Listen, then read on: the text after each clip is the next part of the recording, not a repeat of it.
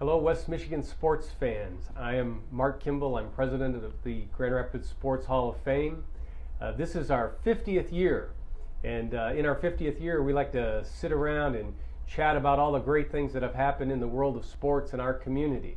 I need your help in helping me remember which of those athletes, teams, and events were the most important or the most fun for you to participate in. We're running a series of surveys that are asking for your input in identifying your favorite sporting event over the last 50 years. Some of my favorite events were the very first Whitecaps game or the very first Hoops game. What were your favorite events? And then I like to think about who are the best athletes that we've seen in the last 50 years, both from a female and a male perspective. And finally, tell me who your favorite team is and what they accomplished over the last 50 years. I look forward to hearing from you on your favorite sports memories.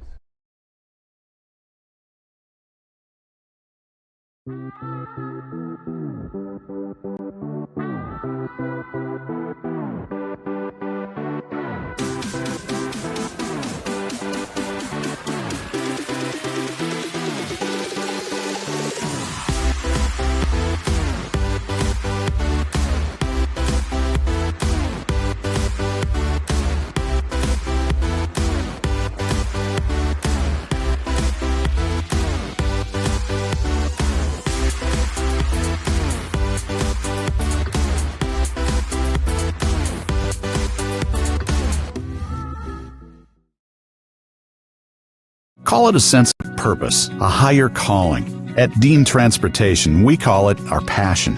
It's simply who we are. 60 years of pioneering the best health and safety standards because safe student transportation is essential.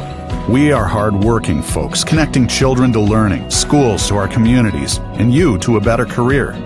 Want to make Michigan a better place? We'll put you in the driver's seat. Join the Dean family today and help to connect our kids to brighter futures. Weights have been lifted. Sprints have been run. Preparation for... You're listening on MichiganSportsRadio.com.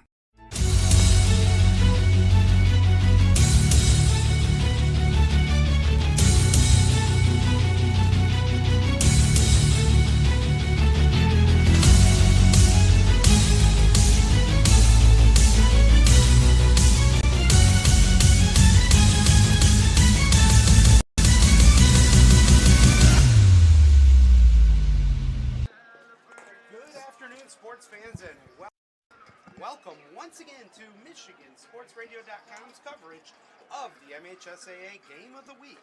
We are coming to you live on the campus of East Kentwood High School today, where it will be your Sailors of South Christian High School doing battle with conference foe the Bengals of Ottawa Hills. I'm Joey Sutherland, filling in today for Bob Sack. Joining me is my tag team partner today, John Wasink, and John, it is a gorgeous day for football.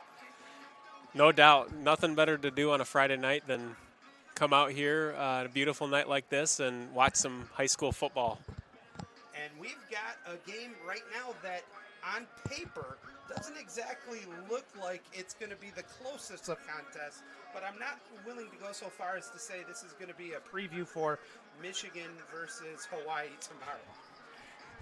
No, I mean, it's still early in the season. You know, it's a lot of improvement for teams happens in the first couple weeks after the first couple games, and so it's always interesting to see what happens. You know, anything can happen in football, anything can happen in sports, and so each team, you know, especially South's got to be locked in. They can't get overconfident, and they got to not look at the scoreboard and go play their game.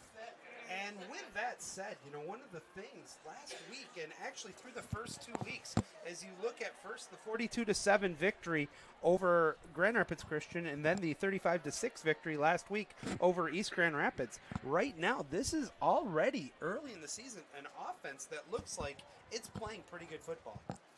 Yeah, I mean, especially through the first 2 weeks, they've been efficient, and I think one of the best things they've done so far in the first 2 weeks is when they get in the red zone, scoring touchdowns and not settling for field goals for the most part. That's always a big part of offensive football is converting those red zone opportunities into touchdowns, and we'll see if they can continue that tonight.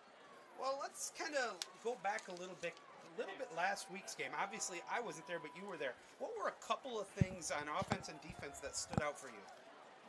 Yeah, I think I think honestly last week the thing that mainly stuck out to me was the line of scrimmage play. The offensive and defensive lines of South Christian really dominated East Grand Rapids, and I honestly just wasn't expecting that. I know South's got a lot of good athletes on the perimeter, and but I really was not expecting the dominance at the line of scrimmage. All right, now on the flip side, one element of the game that still might have some work to be done is special teams. I remember seeing a play last week, looking at the replay, where not everybody got in on time. There was a late addition running in. Is that one of the few areas right now you say need some work?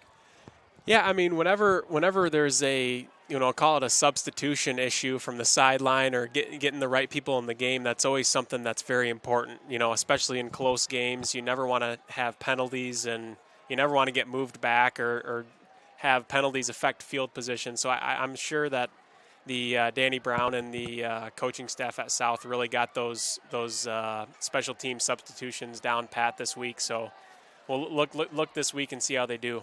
Well, John, let me ask you about this. There's the game here today, then the next 2 weeks are at Cedar Springs and at Thornapple Kellogg before returning here to East Kentwood to take on Catholic Central. What might be one or two things that the coaching staff is going to look at and say, okay, these are some things that we're doing good, but we have to do better? Yeah, I think probably the main thing that comes to mind when they think about something that maybe needs to get better is the running game. They, like I said last week, they really dominated up front at the line of scrimmage, but the pass blocking is probably really what stuck out to me most last week. The offensive line run blocked very well too, but I think they're going to want to see some really great improvement in the run game these next couple weeks. And look, I mean, you don't want to look ahead too far. Obviously circle that game on the calendar, no doubt, but anything can happen in sports, and so you got to be locked in each and every week. So let's see if they can focus on each game, each play, each second. All right. Well, we have a good one here for you today, and when we come back, we'll actually have our coaches interview coming up. But for now, we're going to go out and we're going to pay some of our bills here. Stay with us here on MichiganSportsRadio.com's Game of the Week.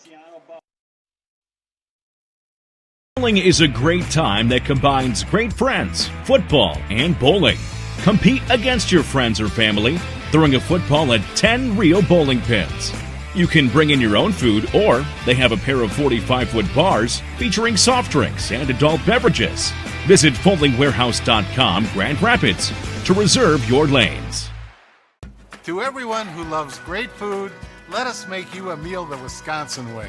We cook each butter burger to order for you and the people you love, so it's the best part of your day. The best. The best. And every creamy scoop of fresh frozen custard, pure happiness. Pure happiness. Pure happiness. Because where Culver's comes from. And the heart of America's Dairyland. Our love. Our love for fresh food is as strong as our love for all of you. From Wisconsin with love. Welcome to Delicious.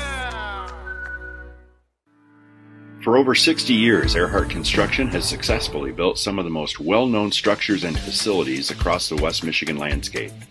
Providing a distinctive construction experience for our clients has been Earhart's priority since the beginning, and it continues to be their primary focus today.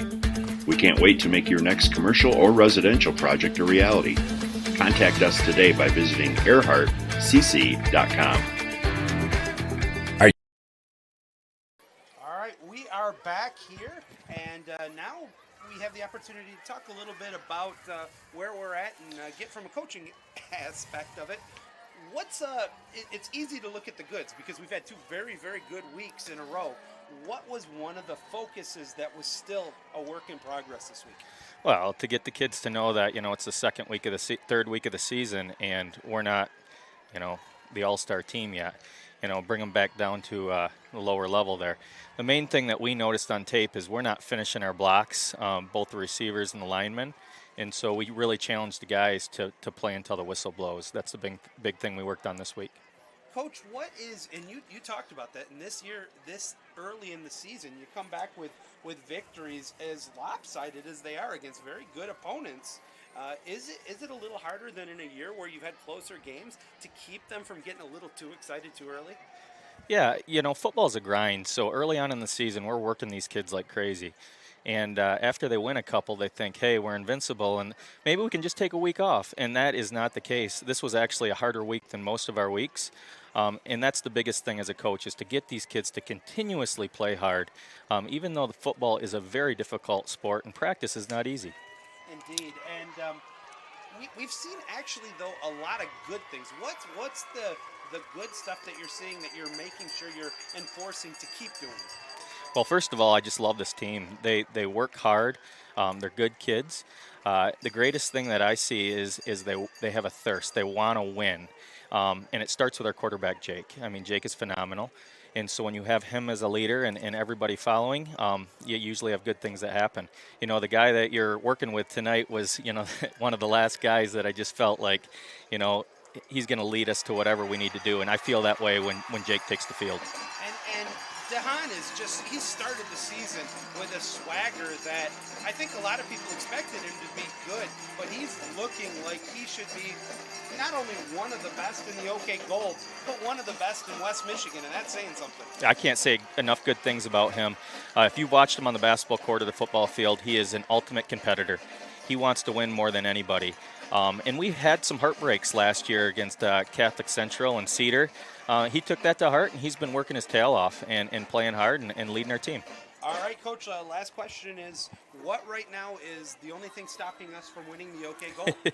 Well, we got a lot of good teams to play, including tonight. But, we got tonight, then we've got Cedar, we got Catholic Central. I like where we're heading, but we can't get ahead of ourselves. So. All right, well, we wish you the best of luck, Coach, and thank you for your time. All right, thank you.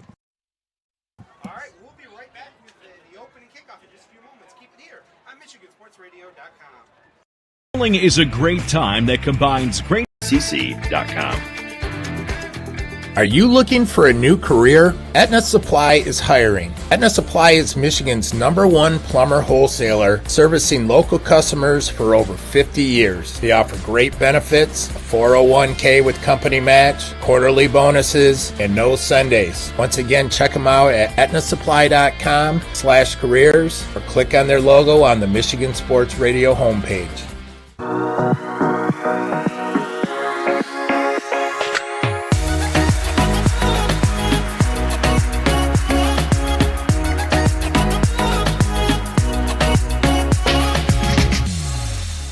If you are 18 years of age or older, AHC Hospitality is hiring for several open positions at its downtown hotels. Starting pay is $16 an hour paid weekly with medical, dental, health benefits, hotel discounts, and more. Positions include front desk, housekeeping, restaurant, and management roles at our 5 premier downtown hotels. Visit ahcjobs.com to jumpstart your career at one of 5 world-class hotels in downtown Grand Rapids, including the Amway Grand Plaza and the JW Marriott Grand Rapids. Again, visit ahcjobs.com.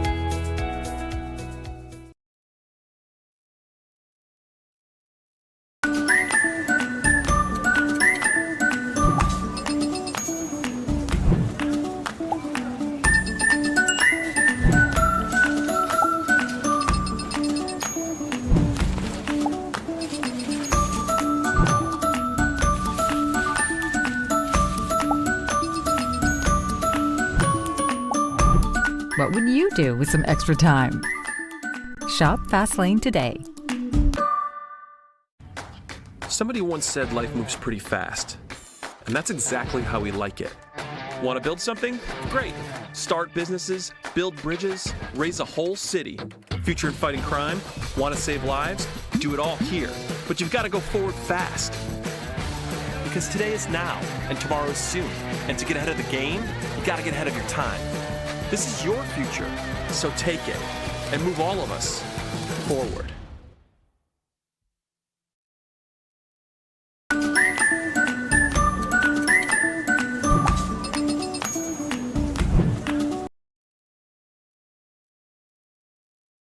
Cornerstone University. The professors are very open to helping whenever they can. Academic excellence, character-driven athletics, Christ-centered community involvement. Cornerstone has been a great opportunity for me to grow as a leader, just being able to approach people and be warm and welcoming and hospitable. Experience it for yourself. Attend a Golden Eagle Day at Cornerstone for a taste of campus life and the chance to meet faculty and staff. To arrange a visit for your high school junior or senior, go to cornerstone.edu. Cornerstone University. Build a life that matters.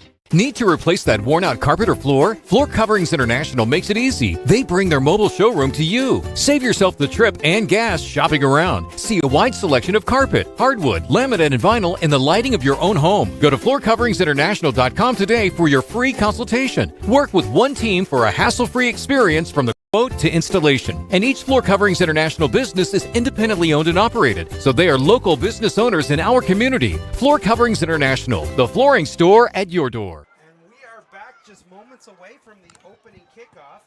And as we finish here, the preview for the game, John, and get ready to get into the opening kickoff. Of course, our keys to the game are presented by Quackelar Farm Bureau Insurance Agency. And what would you really say is the one key to today's game? Yeah, I honestly think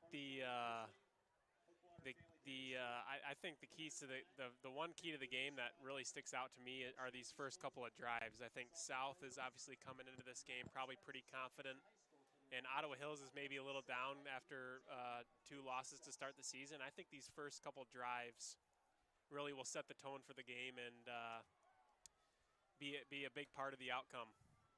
All right, well, we are getting ready for the opening kickoff. It will be the Sailors receiving. They will be on the north end of the stadium. And we are waiting as there was actually a couple too many Bengals on the field. You don't see that very early on an opening kickoff. But that's been corrected. We're waiting, actually. You need a ball. Oh. And okay, you talk about what's going to set the tone for a football game. I can't remember a game where this has happened. They've changed their mind on where they want to kick it to. Yeah, I can't say I've seen that before either, actually. I don't think I've seen that before. The craziest thing I think I've ever seen is a team deferred to the second half and accidentally chose the direction in the second half, so they had to kick off both halves. You know, I think back in the day, I think teams used to pick, like way back, I'm talking like when football was first started in the U.S., I think teams used to pick defense, actually, over getting the ball, I think, if I'm not mistaken. For sure. It is a short kick, end over end. It's going to be picked up at about the 14, over the 20, 25, still on his feet. Big hole, 30, 40. He's going to go all the way. 30, 25, 20, 15, 10, 5, 4, 3, 2, 1. Going to the house, returning it all the way, 86 yards for the touchdown. What a return it was. There was a hole, and he was gone. Yeah, talk about a great way to start the game. And we just talked about the first couple of drives. That wasn't even a drive, but that was just one play. I mean, they had about a wall of 3 blockers over here, and he caught the ball kind of on the right hash and kind of brought it all the way over to the left side, and it was just a massive hole. And you know, if I'm not mistaken, I believe that was Charlie Skur, was it not? Yeah, he's got some speed. And he showed it off right there. As soon as he got by us, he went right in front of the pole, so I actually missed the number, but he was gone. And give credit, that isn't one just with his speed that took him to the house. That was just a huge setup. It was just there. Yeah. Student body left almost. Yeah. As the point. Sometimes people joke about how you could drive a truck through a hole, and that was pretty dumb close to being able to drive a semi-truck through that thing. You are not kidding about that one. That is as big of a hole as you're going to get. He picked up the ball on the right hash at about the 16-yard line, and from there he went to the left. That's where it was set up. The hole was there. He went through the hole at about the 30, and there was nobody who was going to catch him. So just like that, South Christian, it took them a whopping 12 seconds to take a 7-zip lead over the Bengals of Ottawa Hills. And really, John, one of the things that I'm seeing already here is, and we talked about it in the coaches show, the confidence this team is already showing. I mean, that's the first play of the game. And Ottawa changed their mind on what way they were going to kick it. It didn't matter. Fine, we'll go down there. You think you're going to mess us up or you're going to throw us off of our agenda? No chance. Yeah, great job by the coaching staff, too, by South. I mean, I'm assuming they probably watched some film from the first couple weeks of Ottawa Hills special teams, and they probably drew that one up. They probably had that one highlighted on their call sheet and said, hey, let's go with it the first return of the game and see if we can make some magic happen, and it did. Well, if that was not a designed play, that's just execution to perfection on that one. As now it's the Bengals' turn. They're going to be, in fact, returning with their back to the north end of the stadium, close to the scoreboard. Yeah, you got to watch out here if you're South, too. Ottawa Hills typically has some really good athletes, really all over the field, but especially at some skill positions. And you got to keep contained on those players, and let's see what happens here on this kickoff. See if Nate tries to boot it out of the end zone.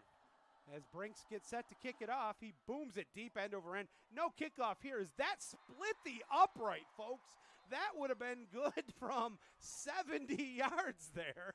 That is what I would like to call a Saturday leg.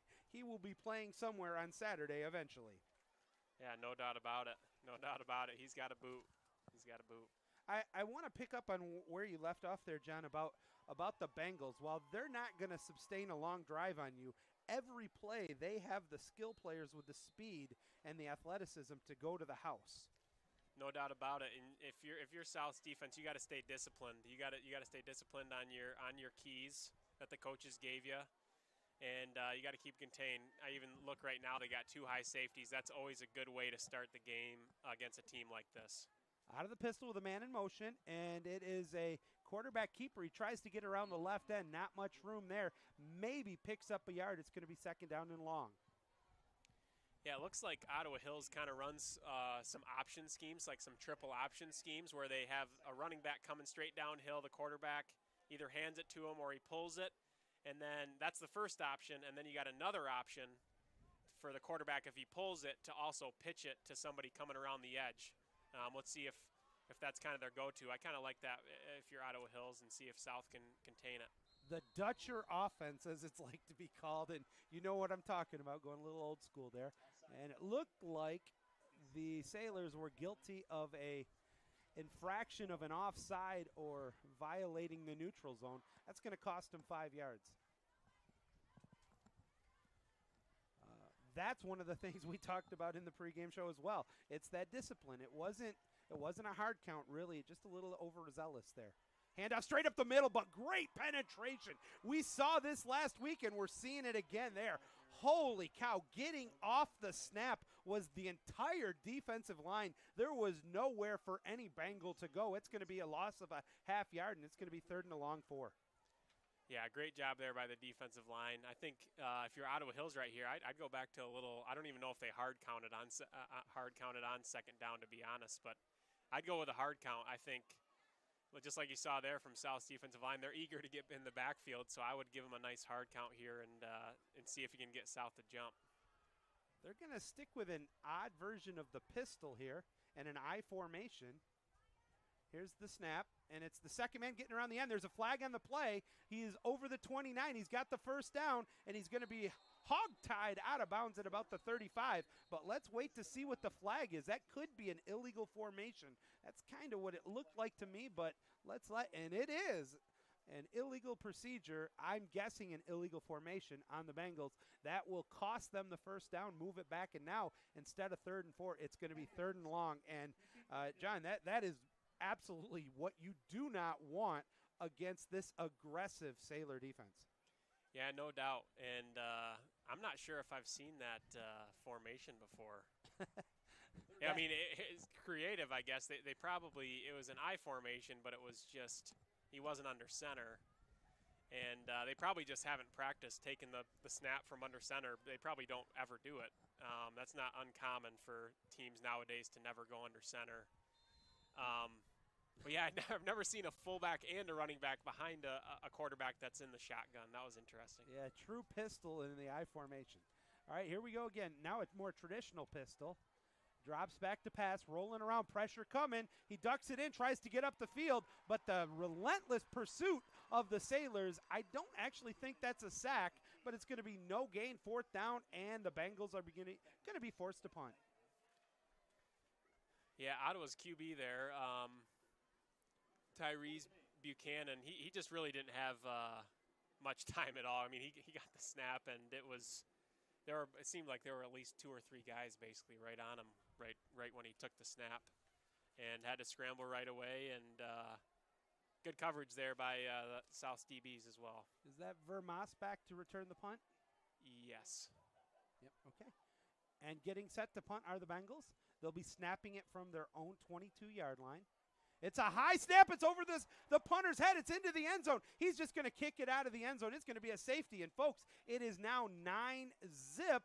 Sailors on top, 9:23 into it.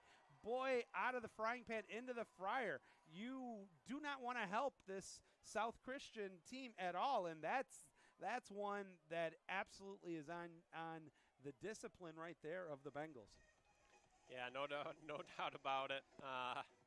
Definitely not what you wanted to see. Honestly, I will say when that ball went over his head and it was bouncing in the end zone, it actually wasn't the worst play to hit it out there or just fall on it. The last thing you wanted to happen is a touchdown. Yeah. A touchdown, yeah.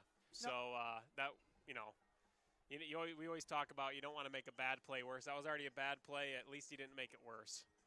Indeed. So 9-zip is our score, 9:23 to go. Quick question for you, John. Do you have a young athlete looking to improve their game this fall? If you do, the Michigan Sports Academies has fall clinics for volleyball, basketball, soccer, and lacrosse starting here this month of September. They focus on quality coaching and have state-of-the-art facilities. Programs are offered for athletes from kindergarten through high school. Go ahead and visit Michigan Sports Academies, all one word, michigansportsacademies.com for more information. All right, another late substitution on the free kick. They'll be in, it looks like, I thought they were going to punt it, but nope, they're putting it on the tee. So they're going to tee it up at the 20. That is Buchanan who is teeing it up for the Bengals. Let's see what they choose to do here. And it's going to be another short kick, but this one is going to be caught at the 48 and down. Oh, and then he's hit, and that's going to tack on 15 more. That is 100% like, actually, I'm not seeing a flag. How is that? Okie dokie. I don't know what to say how that's not. He 100% called for a fair catch unless they're deeming it to be an invalid call of a fair catch. But he gave himself up, and in high school rules, he should have been protected. Nonetheless, it'll be 1st and 10 for South Christian from their own 47-yard line. Let's see what Dahan and the Sailors can do here. Out of the shotgun, ball on the right hash. Pair of receivers on both sides, drop back to pass, looks, fakes, throws, gets it, completed inside Sailor territory. What a turn! He's at the 30, the 25, pulled down from behind. Just a nice, easy pitch and catch to Ritzma. Ritzma makes a great move at the 40, and he's able to progress all the way down to the 15 inside the red zone where it'll be 1st and 10 for South Christian. Yeah, great play there by Jake, but honestly, the offensive line did a great job pass blocking there. Jake was actually looking to the right side of the field, the short side, and he didn't see what he liked right away, and he was able to shift his eyes all the way back over to the left side of the field and still complete a pass. So kudos to the offensive line right there. 38-yard completion there. Now it's 1st and 10. Got a man open, lofts it a little, though. You don't see that very often from Dahan. I think that was actually a very dangerous pass when you had a free safety with eyes who saw it right off the loft. Yeah, no doubt.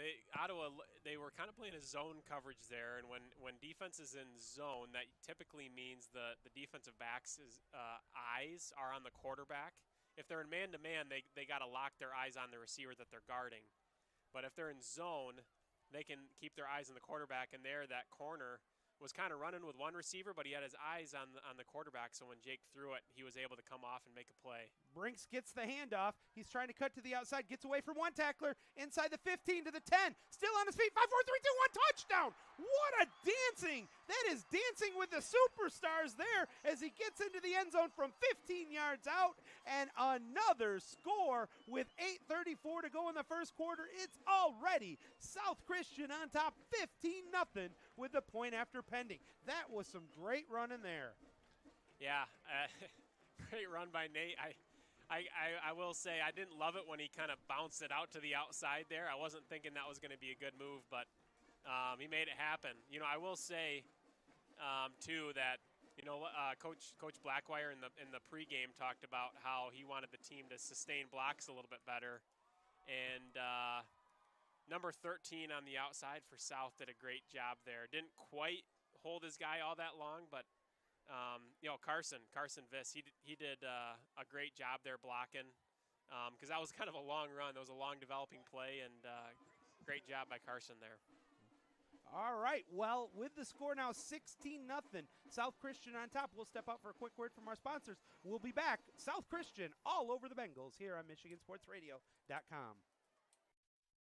Looking for a great place to buy a used truck or car? Check out Extreme Truck and Auto Center, located at 1098 O'Malley Drive in Coopersville. They have a huge selection of trucks, cars, vans, and SUVs. Stop by their lot or give them a call at 616-384-3777. You can check out their inventory at xtacenter.com.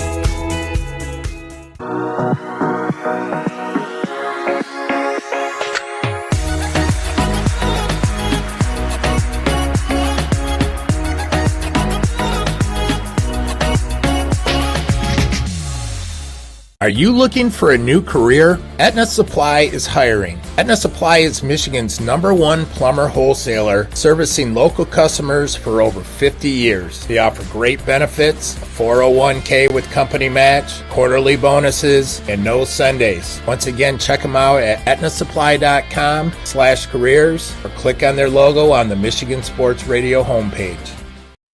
Welcome back here, sports fans, to the campus of East Kentwood High School, where the Sailors and the Bengals are doing battle. It's all South Christian right now, 16-0 as the Sailors get set to kick off. It's another booming kick. It's going to be well out of the end zone. And again, the Bengals will start 1st and 10 from their own 20-yard line. To my right is my tag team partner, John Wasink. I'm Joey Sutherland. Thanks for joining us here. And, I don't really say this very often, but eat your heart out, Bob Sack. You give me this game to be able to call. This is highly entertaining to start. Yeah, no doubt. Recapping that scoring drive there by South. 3 plays, 53 yards, only took 46 seconds off the clock. Both of their touchdowns so far have been under 1 minute, and ended in that 15-yard touchdown run by Nate Brinks. All of a sudden, this becomes as we've got a late whistle and a substitution violation on, and we continue to see this, John. It's like the Bengals are totally in disarray with their organization. Nobody knows who's supposed to be in the game right now. Yeah, and that typically that's something as coaches, you just got to keep repping, and you got to, in practice you got to emphasize getting people in and out efficiently and the right people in the game. 1st and 15, now handoff straight up the middle. There's a good hole getting over the 20 to about the 25. That was a solid run there. I think it was number 20, Cyrus, the junior running back, 5'10", 200 pounds, picks up 10 yards on the play, and by far the best offensive play today for the Bengals. Yeah, Ottawa Hill's offensive line there did a great job. They had a double team kind of between the right guard and the right tackle, and they kind of washed that defensive line down a little bit of South. That was a good blocking there by the offensive line. Sticking with the pistol, bringing in an extra blocker, and it's going to be a handoff, but nowhere to go. The right end was able to absolutely blow that one up. It didn't even look like he was touched. He gets into the backfield. Was that I'm trying to see the number 32 maybe? If it was, that was Bartman, or no, it was not. But nonetheless, a 2-yard drop on that play, and now instead of a very manageable for the Bengals, they're back into a 3rd and long with the ball back at the 23, 3rd and 7 coming up. They're going to go, they're on their own 23, out of the pistol, man in motion, fakes the handoff, quarterback keeper, drops the, actually, I was fooled. He did hand it off. Kudos there. They get back up to the 25, but no more. It's going to be 4th down and 5. Yeah, it looked like he was going to kind of pull it out of the running back's belly there, but ended up handing it off. And yeah, that, like I said, a lot of this offense you're seeing from Ottawa Hills is right out of the Jerry Dutcher playbook. And the deception, I'm not embarrassed to say as a broadcaster that I get fooled from time to time, because it's a lot like watching Caledonia or Granville in today's game. Yep. They love that deception. Back to punt once again. A better snap. Pressure coming. Just gets it off. And actually a very good kick. It is going to be caught at the 40. He called for a fair catch. I never saw the signal. He must have done it plenty of time. And he's going to catch it at the 40. So a decent starting position. But you know what? You hate to say it, but for the Bengals, he wasn't able to get the last punt off. It went over his head, but he did a very good, smart football play by taking the safety. This time he booms a great punt, and the Sailors are going to start from their own 40. yeah, let's see what South draws up this possession here. Looks like they're going to start in 3 wideouts, 1 tight end set here. See what they try to draw up in the run game here. Out of the shotgun is DeHaan. Looks over the defense, ball on the left hash mark, going right to left on your dial. Hands the ball off. Nope, pulls it back, drops back, looks, throws it, has a man open. Nice pitch and catch into Bengals territory, where he's going to finally be brought down at the 35-yard line. A pickup at 25 on the play, and that one was snagged by Nitz, I believe. Yep, great route, great throw, and great protection. Really, all 3 phases there. Great job by South. Nice. I mean, that's an old school drag route, really. That looked really pretty. 1st and 10 here. Let's see what the Sailors do here. They're going to hand it straight up the middle, run between the tackles, and tried to get a little bit fancy on that one was Nate Brinks. He loses his footing, and he's brought down, but he still somehow managed to pick up 2 yards on the play. Yeah, that last run play there by Nate, they did we talked about it once last week. They did a formation into the boundary, and so Brady Nitz was down here to the wide side of the field all by himself. So I thought they might take a shot to Brady there. Let's see if they come back to that formation. Quick hitter caught inside the 25. 1st down for the Sailors. And finally, I hope he's okay on this one. DeHaan completed it to, he's injured, and that's not good. Did you see who caught? 13. So that reception was by Viss. But Viss is slow to get up here. Yeah, Jake Vermas, actually, I think is on the turf. Yeah, hopefully he's okay. Yeah, the trainer didn't look like anything just from the appearance. I mean, he got hit. He kind of got crunched by 2 different guys, but it didn't seem like he hit the turf like particularly hard or anything like that. So hopefully it's just the wind knocked out of him, but it looks like it might be a little more than that, to be honest. When you don't like to see that little amount of movement. Yep. And like, I'm used to the last couple of weeks. We've seen a lot of cramps, and we've seen stuff along those lines, but we'll keep an eye on him here. It does give me an opportunity, though, to remind everybody that the Grand Rapids Sports Hall of Fame is in its 50th year. It's the 50th anniversary of the Sports Hall of Fame out of Grand Rapids. They're looking for your help. What they ask you to do is go to GRSHOF.com to participate. And the questions that they want to know is, what's your most memorable, best, favorite sporting event you ever witnessed involving a West Michigan team or athlete? And I did, as I was watching last week's broadcast, I saw that he kind of threw you under the bus on that one. And but, you know, honestly, I had to do the same thing last week myself, and it's tough to come up with. I thought of a couple things. I'm a little bit on the older side, and one of the ones that sticks out for me is, and I know you're not going to like the school he went to, but is Gary Hogeboom. who was out of Northview and then went to play for CMU. He was probably the best quarterback that I saw in the college level. I didn't actually ever call. I haven't got to call a lot of college games since I left Grand Rapids Community College about 15 years ago. But he was one of my favorites to watch him play when I was a kid. In my teens, family knew him, so I got to go to some of the games. But I also remember, now this is the part of me that gets nostalgic, and I wonder, I'll throw this back to you. I loved, and it wasn't an individual player, but I liked the old hockey team out of Grand Rapids, the Owls. And it was literally, if you ever seen the movie Slapstick, that's what they were. So those were a couple of them that stick out for me. I don't know if you've had some time to think about some of these for you. Yeah, honestly, I didn't really – I said last week that I would think about it and get back to them. I still haven't thought about it really. But so it was either a Grand Rapids team or a Grand Rapids player.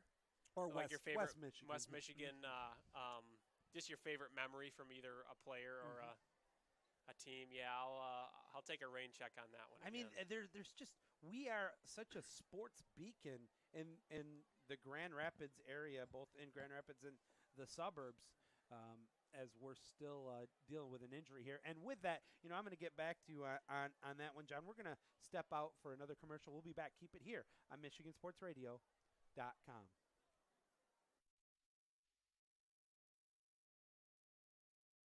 Sense of purpose, a higher calling. At Dean Transportation, we call it our passion. It's simply who we are. 60 years of pioneering the best health and safety standards because safe student transportation is essential.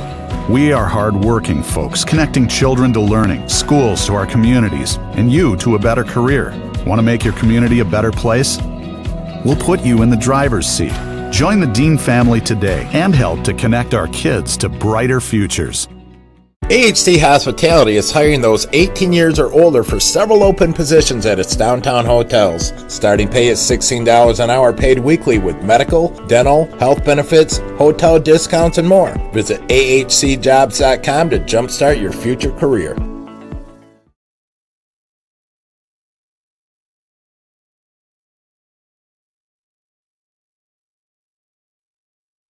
All right, we are back, and while we absolutely refuse to speculate on what the injury is, right now all I can tell you is that Jake Vermas, the junior, 6'2", 180-pound, is actually being taken off the field on one of the carts, but he does appear to be alert and has his wits about him. But like I said, I don't even want to speculate. Yeah, it's always hard to know. At least he's, like you said, at least he looks like it's maybe nothing to do with the head, just because he's, seems like he's talking and that sort of thing. 1st and 10 for the Sailors as they continue to drive. Tries to go up the middle, but nowhere to go. Brinks tried to dance around that one, but that time good penetration by the Bengals defensive line limits him to back to, we're actually going to say it, no gain. 2nd and 10 from the 21. Yeah, we'll see how South responds here. Jake's one of their best players, and it's always deflating when you see a guy go off the field. And so let's see if they can keep their energy up here and keep driving. Trip receivers on the strong side of the field. He's throwing it over there. Not a great pass, but it's caught at about the 13, and he's brought down immediately after that 8-yard gain. A nice, easy pitch and catch to Brady Nitz out of the hands of Jacob DeHaan, and it's going to be 3rd and 2. I like that play call there. Yeah, that was a great call. Great job by Brady there. It was kind of it was zone defense, and he just kind of found that hole between the corner and the cornerback and the linebacker, sat it down, and Jake found him. 3rd down and 2 out of the shotgun. Drops back to pass, pressure coming, gets it, it's intercepted. Oh, the pass was behind the intended receiver. It's picked off, still on his feet, over the 40, finally brought down at the 42. Read the eyes, and that time, we talked about it earlier, DeHaan only had one look there, and he got away with it the first time. This time, the cornerback was able to step in front of the receiver, picks it off, returns it well all the way back to the 40. They're going to mark it at the 42-yard line. So a good change of possession there for the Bengals, and that's one that DeHaan, I'm sure, would love to have back.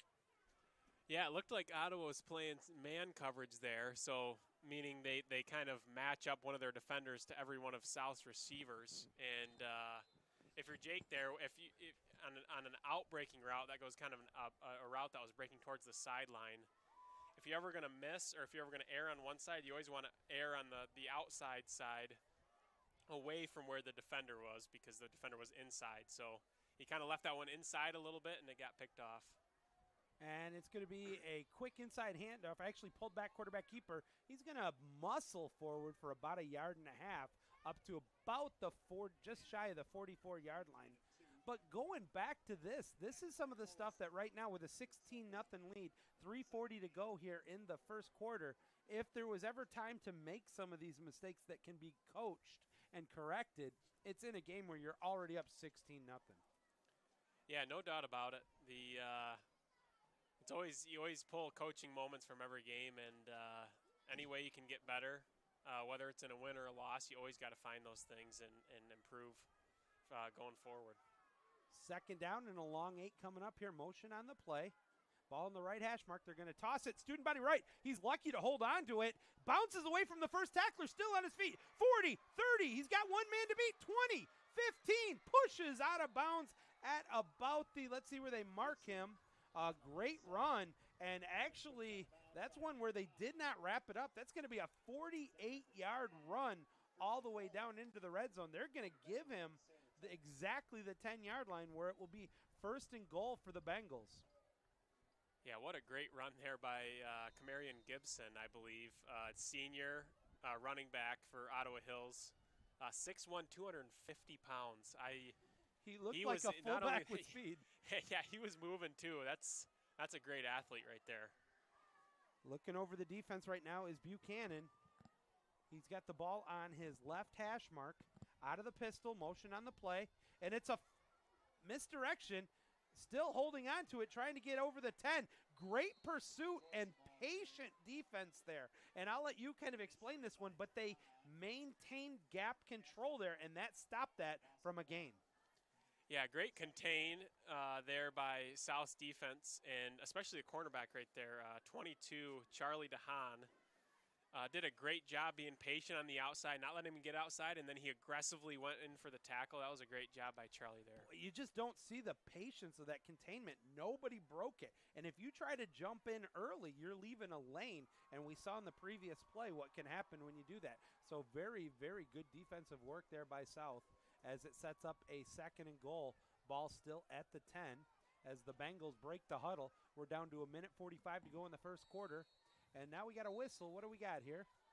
And I think it's going to be a timeout taken by...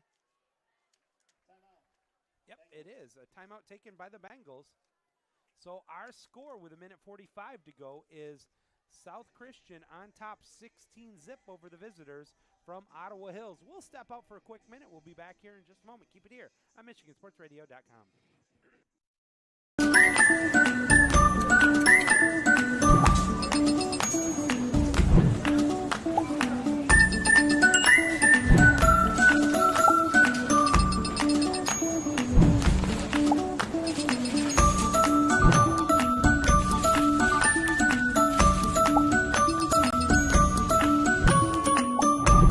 What would you do with some extra time?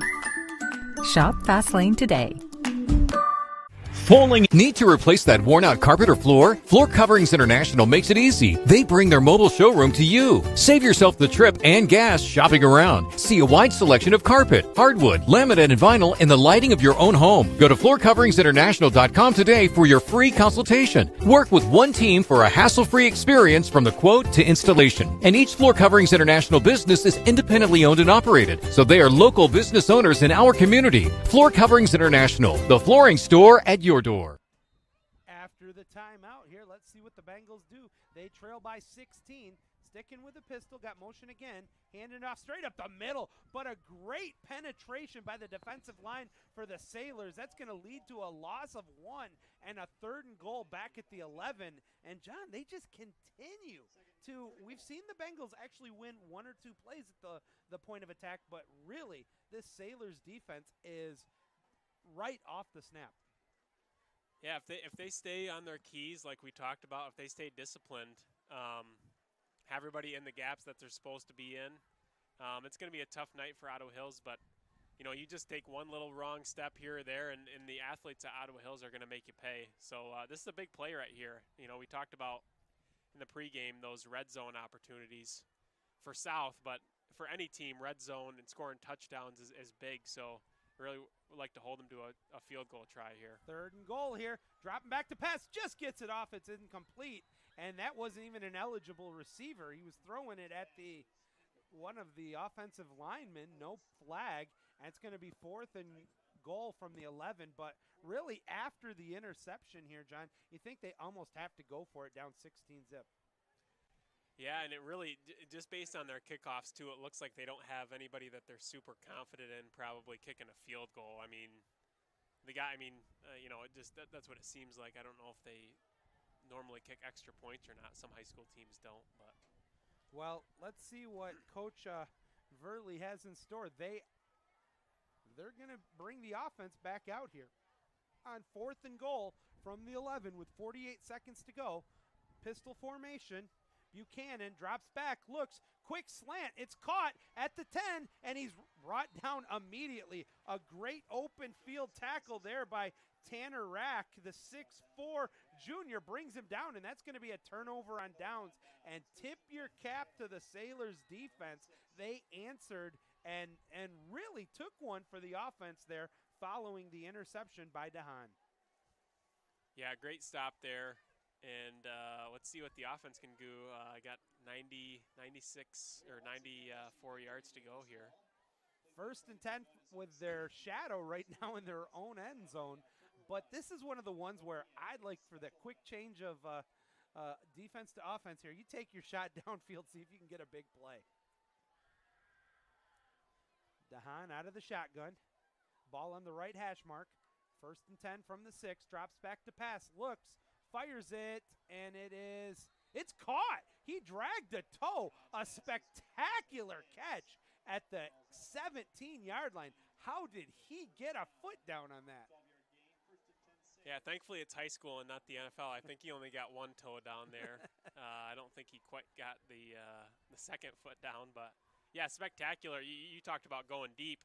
Ottawa Hills was kind of playing off, and they kind of ran like a little comeback route at about 12 yards depth, and good pitch and catch. 10-yard gain. Quick hitter over the middle, caught, and it is nothing fancy, but a quick pitch and catch to Ritzema for 17 yards over the 33 to the 34. Clock continues to wind. 25 seconds to go here in the first quarter. Tempo right now offensively for the Sailors. Yeah, that last play looked like a run-pass option. We call it an RPO, run-pass option. Jake DeHaan either had the chance to give the ball to the running back or throw a little kind of a pop pass to Seth Ritzema there, and he ended up pulling it down and throwing it to Seth.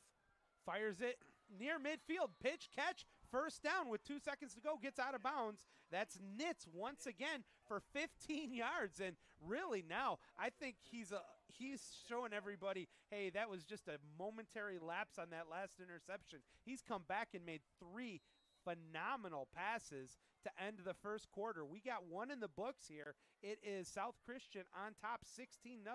We'll step out for a quick word from our sponsors. Back for the second quarter in just a moment. Keep it here on the MichiganSportsRadio.com Game of the Week. 1969, J&H Family Stores has grown from a single tank truck to over 50 convenience store locations in West Michigan. Our locations offer a variety of fuel options ranging from Exxon, Mobil, Marathon, and Citgo. At many of our stores, you'll also be pleased to find a Tim Hortons or Subway. Find the location near you by visiting myjhfamilystores.com. There's one in your neighborhood. Located just 20 minutes from Grand Rapids and Kent City, the Falls at Barber Creek is one of Michigan's premier golfing destinations. The beautifully designed 18-hole public golf course welcomes golfers of all ages and skill levels. Its challenging track with dramatic elevation changes through breathtaking scenery, including a 40-foot waterfall, makes it a place you're definitely going to want to play. Check out the course with a drone flyover and reserve your tee times at thefallsatbc.com. Somebody once said life moves pretty fast, and that's exactly how we like it. Want to build something? Great. Start businesses, build bridges, raise a whole city. Future in fighting crime? Want to save lives? Do it all here. But you've got to go forward fast. Because today is now, and tomorrow is soon. And to get ahead of the game, you got to get ahead of your time. All right, getting for the first play of the second quarter. Drops back to pass, pressure coming. He's going to fire it up. It's somehow caught inside Bengals territory. Finally going to be brought down at about the 45. A 6-yard pitch and catch. That was kind of a dangerous pass, though, there. He's lucky that that one was completed. Yeah, kind of threw it up there, up high to Carson Viss there. Carson made a great catch, and yeah, a little bit risky, but it worked out. So back inside Ottawa Hills territory at the 45. It's 2nd down and 4. DeHaan out of the shotgun. And he's going to fake the handoff, setting up the screen. Good penetration, though, by the Bengals. Dancing around. Boy, he got away with it. 40, 35, still on his feet. 30, 20. Tries to kick away from a tackle. Does. 15, finally. Hog-tailed down at the 10. What a great run after the catch. 35-yard run. Well, it was actually a pass, but it looked like a run there. And it's coming all back. Oh, looked like it was a block in the back by one of the offensive linemen. Now, you talked about through the pregame show and early in the first quarter about one of the goals was to stay on their blocks, but I think they meant within the legal parameters. They don't want you, doing that block in the back there. That's going to negate a spectacular run by Brinks. Brinks loves to get those happy feet, and he dances around. Plus, he shows some enormous amount of strength. Yeah, that's one of those ones that if you're the offensive lineman, I don't know exactly who it was, but you want to have that one back. I was watching it. I saw it, and he really didn't even push him that hard in the back. It's just kind of a natural instinct, I'm sure, as an offensive lineman to try to help your guy out, and just kind of shoved him in the back a little bit. There's a completion. They're going to get some of the penalty back up to Ritzma. He's going to get brought down at the 48. Now, that's one of the stingers of high school football, because that's not just a 10-yard holding penalty. That's a spot foul holding. So that holding play was actually for 13 yards on that one? Yeah. So now it's going to be 3rd down, and we're going to call it a long 12 with the ball at the 47. Early in the second quarter, 16-zip, South Christian on top. DeHaan out of the shotgun. Ball on the right hash mark. Drops back. He's throwing it deep. Has a man open. Oh, let's see if there's a flag. No flag, and it's incomplete. It was actually a well-designed play, and I thought that was going to be caught. He just unable to corral that one was Viss. Yeah, pretty good. Yeah, pretty good play there, especially by Ottawa Hills defense. That was pretty good coverage. Jay, that's always a tough throw. He threw that all the way from the right hash to the far left sideline on a go pattern, and that's just a long throw. I mean, he put a lot on it. That was actually, he threw it really far, but it maybe didn't look like it from the side angle, but actually, that's always a hard throw to get it all the way out there. And it was a fine pass as Brinks punts this one. It's going to take a South Christian bounce at the 20, inside the 10, still rolling. It's going to be dropped at the 8. Oh, that was a dandy, as they are going to put the Bengals back almost where they left off after the last possession. It'll be 1st and 10, Ottawa Hills from their own 8-yard line with 9:53 to go. And that will let everybody know that the Family Fair Tailgate Special of the Week, and oh boy, baby, last week was fun with the return of high school and college. This week we get the trifecta, high school, college, and pro football. So you want to stop by Family Fair. It is buy a meat item, get a second meat item half off. That is the Family Fair Tailgate Special of the Week. They done that in the past before? I haven't heard Family Fare doing that before. That's a different one. We had I think last week it was $1.99 for ground sirloin or something like that. But this one, I'm thinking, okay, let me go find some T-bones about yay thick, and we'll throw the grill on Saturday. Sunday, both heck. Motion on the play, 1st and 10 for the Bengals. Tries to get around the end. Great penetration. That's going to be another loss. It almost looks like a run blitz there, John. It's going to be a loss of 5.5 yards back to the 4.5. Yeah, what a great play by Cam Van Salcombe, number 77 for South. He's somebody that Coach Brown talked to us about before the season. He's just a beast. Both on the offensive side and the defensive sides of the ball. Cam is just a beast. Can't remember he's 6'3", 275. For a high schooler, that's really big, and I think he's still got room to grow as well. He's a tremendous player. 2nd and 15 for the Bengals, back to the 4-yard line. It's going to be tried to get around the right tackle, and they're just going to plow forward there. Nothing fancy. They're just trying to get a little bit of safety away from the end zone. They're going to pick up 2 on the play, but here we go again. 3rd and long. In fact, 3rd and super long. 3rd and 12 coming up for Ottawa Hills, and that just absolutely allows the Sailors to rev the motors on the outside. Yeah, let's see. We'll see what Ottawa Hills draws up here. If they go to a pass play, or they really hit. I think they've only maybe tried to throw the ball maybe twice today, if I recall. See if they drop a pass play here. You almost feel like you kind of have to, but I was also kind of nervous about taking a sack near the end zone. They're going to student body right, tries to get around the end. No opportunity there. Just great gap control again. I tell you, I've watched the video from the first 2 games, but it's different watching it live, and the gap control of this Sailor defense is as disciplined as I've seen, especially so early in the season. Yeah, you love to see that play right there. I believe that was a very similar play to that maybe 60-yard run, was it, by Ottawa Hills? 58, yeah. 58-yard run. That was virtually the same play, kind of a toss sweep play to the left side. And it's always good to see your team respond to that same play call and stop it when before it didn't. They didn't stop it before. So a great job adjusting, and that's a tribute to the coaching staff. There's a whistle. What do we got here? The ref blew it, and now illegal substitution on Ottawa Hills. So instead of 4th and goal from the 10, it's going to be 4th and goal from the 5, and that is just that's not helping the cause, if you will. And we're continuing to see situations that appear to be communication issues between the players and the coaches on who's supposed to be where and when they're supposed to be in. Nonetheless, it's going to be Ottawa Hills forced to punt from deep in their own end zone once again.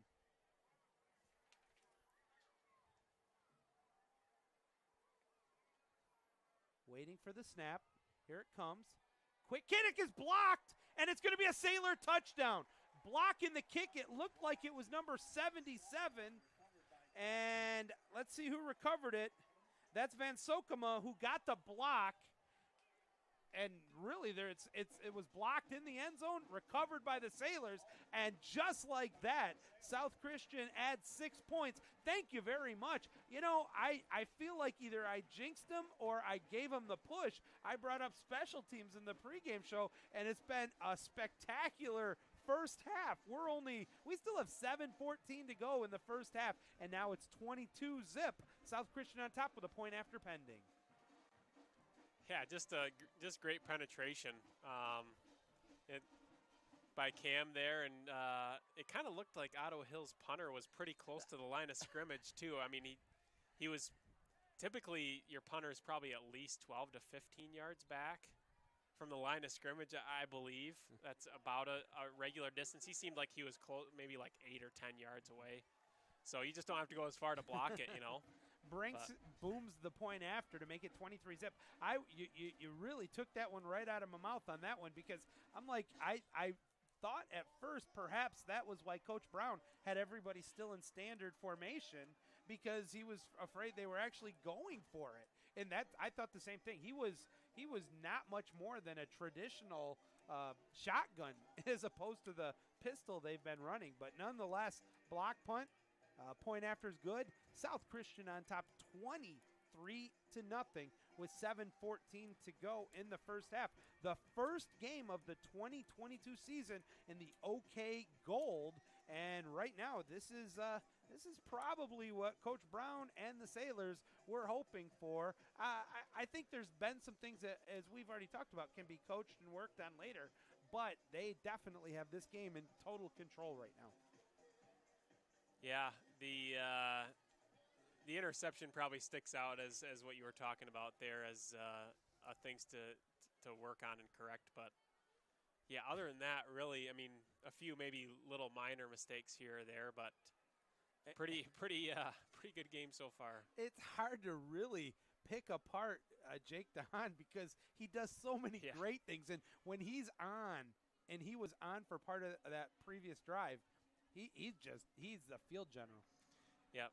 And I know exactly how to, I played quarterback in high school and college, and it's a tough position to play. So I'm one of the last ones to be critical because I threw 5 interceptions in a high school game once, believe it or not. So I know how hard it is to play the position. You could be rolling, playing really well, and you make just one little minor mistake here or there, and it's an interception or anything like that. So yeah, but 3 of those were tipped.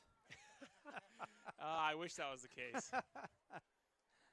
No, I had, and maybe you have met him at some point in your career, but the late Tom Hoffman, one of my favorite mentors. He's a Big Ten official, but he was a longtime teacher at Grand Rapids Community College and junior college, and he officiated for 108 years, I think. It was something in that ballpark. And he always said, he's like, if you ever want to be good at high school and college, you got to be okay knowing that there's going to be days where you make a lot of mistakes.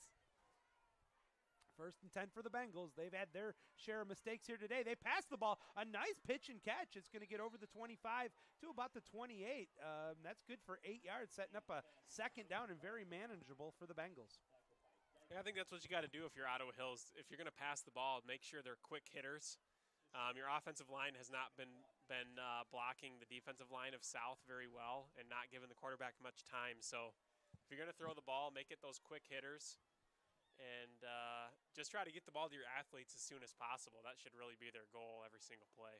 And they actually gave him 9 yards on the play, so 2nd and 1 out of the pistol. Right up the middle it goes. That's going to be good enough for the 1st down. Maybe an extra yard after the play over the 30 to the 31. They'll move the sticks. One of the few times we've seen that today for the Bengals. It'll be 1st down with the ball. Actually, another great spot gives them to the 32. Yeah, one kind of, if we talk a little football schematics here, typically as an offense, when you see a too high safety defense, meaning in this case, if you see number 7 here for South and you see number 6, they kind of have too high safeties. Typically, that means you want to run the football.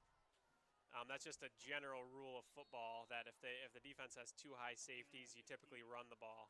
But in some cases, if those safeties play very low, which in this case they're playing pretty low, meaning they're pretty close to the line of scrimmage.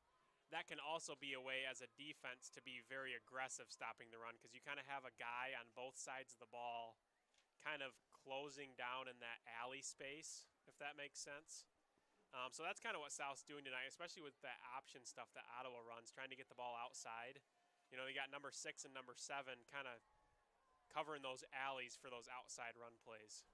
2nd and 11, ball back to the 31. Out of the pistol, drops back to pass once again. Pressure coming, throws it up, incomplete, out of bounds. A good clean hit, but taking it was Buchanan. He really got walloped that one. He was able to get away from it. And kind of finishing up on your thought, though, going back to that, one of the reasons that South is able to get away with that is because both of those safeties, they have the ability to drop back almost like cornerbacks, but come up almost like outside linebackers. Yeah, and that's a great point there because if you're going to play this sort of defense, those guys need to be studs because they need to be able to, like you said, they need to be able to defend the pass and also come up in the run game typically if you play a one high safety defense, you have one of those safeties drop down in the box. Spinning away, trying to get upfield, just nowhere to go. A sea of blue and white, and brought down for another loss of 2 yards. They set up the screen. The blockers were there, but just peeling off the block were the Sailors, and they're able to wrap that one up for another 2-yard loss, and Ottawa Hills is going to be forced to punt once again. The one thing I think that the coaching staff, Coach Verley, and the rest of the Bengals coaches are going to be happy about, they took about 3.5 minutes off the clock. Didn't get a lot, but they took some time off the clock. Yeah, no question. Let's see how far. Oh, he looks like he's about. Now more like they maybe told him to get back there a little farther. He's about for maybe 13, 14 yards back. Yeah. Standing on the 22, so about 14 yards. He's going to get it, and actually a decent punt. It's going to be fair caught at the 40. So it doesn't matter where Ottawa kicks it from. If they actually get the ball off, the Sailors are going to have it 1st and 10 from the 40. Another fair catch is called, and with 4:21 to go, they're going to have 1st and 10 from their own 40. Now, actually, even though they have this game very well in hand, 23-0, Sailors on top, you almost think that this is one offensively where they need to have a good drive and get some points out of it. Yeah, no question. And I think if I was South's coaching staff, I'd try to get some good positive running game going here. You've had some really good pass plays. I think you've kind of run most of the pass plays you probably wanted to run going into the game. So let's see if they can get the run game going. Another timeout from the Bengals. You got to explain this one to me, because maybe I'm not seeing something here, but it's the 3rd game of the year. This isn't the first game anymore. Now we're actually into the conference schedule. It just seems like there's too many communication snafus right now for the visitors from Ottawa Hills. Yeah, I agree. I mean, those are things that you got to get ironed out each week. And let's see how interesting, kind of flipping the sides, flipping the teams here. You probably have South. Let's see how they adjust just from having Jake Vermas out. Sometimes that can be a little bit of a confusion. Like Jake was typically their punt returner, and so I think they've adjusted pretty good. Okay, we're going to slide this guy back to be the returner, and we're going to slide somebody else in that person's spot. So there's a lot of kind of logistics that sometimes need to get worked through, but it looks like South has done a pretty good job with Jake Vermas' absence so far, just at least from a substitution standpoint and knowing where people are going at least. All right, well, the Sailors are returning to the field. The Bengals were actually, after the timeout, first team to get back. Let's see what DeHaan has in store for the Sailors here. He's out of the shotgun. He has got Brinks to his left. 2 receivers on the strong side of the field. Barking out the snap. He's got it. Fakes it, throws it deep, has a go route, underthrown, and picked off at the 39, at midfield, 40, 39, 30, still on his feet. He could go all the way. 15, 10, 5, 4, 3, 2. Touch, no, out of bounds at the 1, maybe the 2.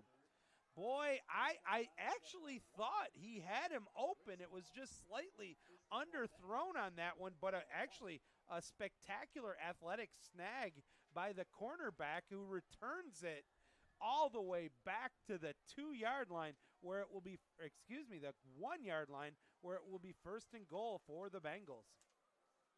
Yeah, it looked like he almost got in there, honestly. I mean, it's hard. I mean, it's all the way on the opposite end of the field and the front pylon over there. But I honestly thought he might have gotten in, actually. I 100% agree with you. I mean, it's so easy when we're sitting up here to make every call. And you have the official who was running down the sideline, who made the call that he stepped out there.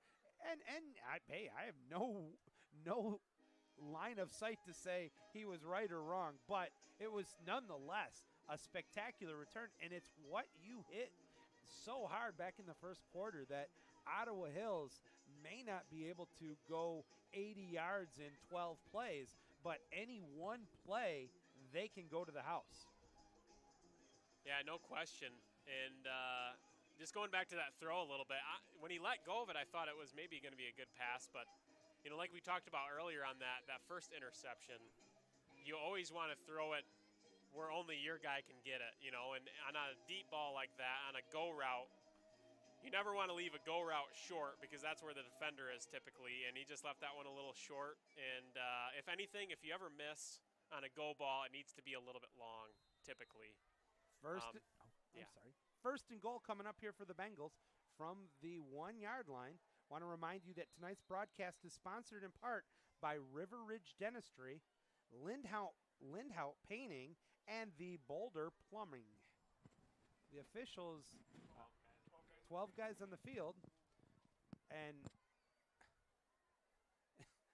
I think the ref just double checked to make sure he made the right call. I'm trying not to laugh on the air, but he was literally using his fingers and he was counting. Folks, you saw it on the video. I can't make this one up. This is fun. This is a gorgeous night. We're on a great football field, but we've seen some crazy things, and we still have 4:07 to go in the first half. But for Ottawa Hills, that one's got to sting a little bit because instead of first and goal from the 1, now you got a first and goal from the 6. Yeah, it's a huge penalty. Straight up the middle they go, but nowhere to go, and actually going to lose about a yard, maybe a yard and a half. Back out to, actually, they're going to mark him all the way back to the 8. So now it's second and goal with the 8 from the 8 with 3:54 to go. And it just seems like right now the Bengals are having a hard time going forward because whether it's on offense or defense, the Sailors are dominating the point of attack in the line of scrimmage. They are content to continue to milk clock here as we're down to 3:35 to go, 23-zip. Sailors on top. Bengals trying to get some points here. Late substitution, and the game clock, or excuse me, the play clock has still got 20 seconds to go here as they break the huddle. The ball's going to be on the right hash mark. They've brought in an extra tight end, wide receiver, far out to the left. And drops back, looks to throw, throws it up, 50-50 ball.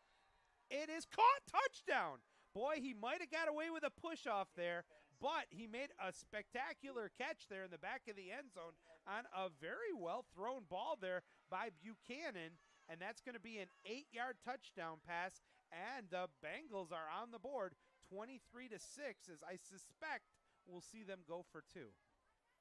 Yeah, great play call there by Ottawa Hills. I was looking before that play. The ball was snapped. I said, well, they got one-on-one coverage on the outside. You might as well throw it up to one of your athletes and see if they can make a play, They've made a couple plays on defense, on some jump balls. I think if you're Ottawa Hills, you got to just start taking some shots and letting your athletes go up and catch the ball. They're going to swing it around the left side, trying to get in. Powers forward. He's going to be brought just short.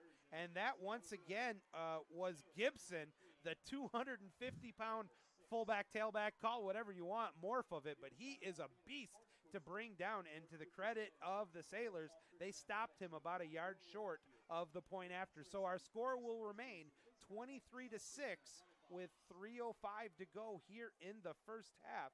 And it'll also give us an opportunity to remind you about Paris Motors. They are owned and operated by the Newick family for over 60 years. They're a fourth generation of business and graduates of South Christian High School. They specialize in cars, vans, trucks, and SUVs priced between $5,000 and $20,000. We are the past recipient of the Michigan Quality Dealer of the Year. Remember, a true Sailor is a model of perseverance and integrity in our wins and losses, both on and off the field. Yeah, recapping that scoring drive there by Ottawa Hills. 2 plays, 1 yard. They had that penalty. They technically 1 yard drive just because they had that penalty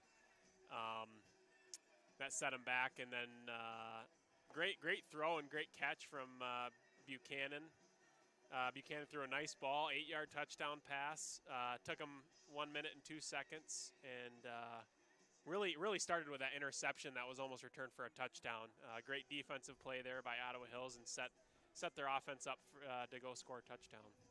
Well, I got to tell you, this is a very undersized team. There's not a lot of bench players for the Bengals, but you have to kind of tip your cap. They had a daunting task coming into this game, and they have played very impressively. And that's a live ball. They got to pick it up. back at the 12 and brought down hard. And let's see where they mark him at the 11. Right now, it just seems like all the momentum that South Christian had for the better part of the first quarter and a half is gone, and they have got to reel it back in and just go back to the basics. Yeah, no doubt. Those are the type of things that'll drive you crazy as a coach. Just little things right there that just seem like they're kind of focus mistakes.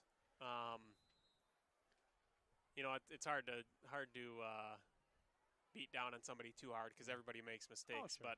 But just little things like that just seems like he wasn't focused on trying to get the ball, securing the ball, and because that thing was on the ground for a while.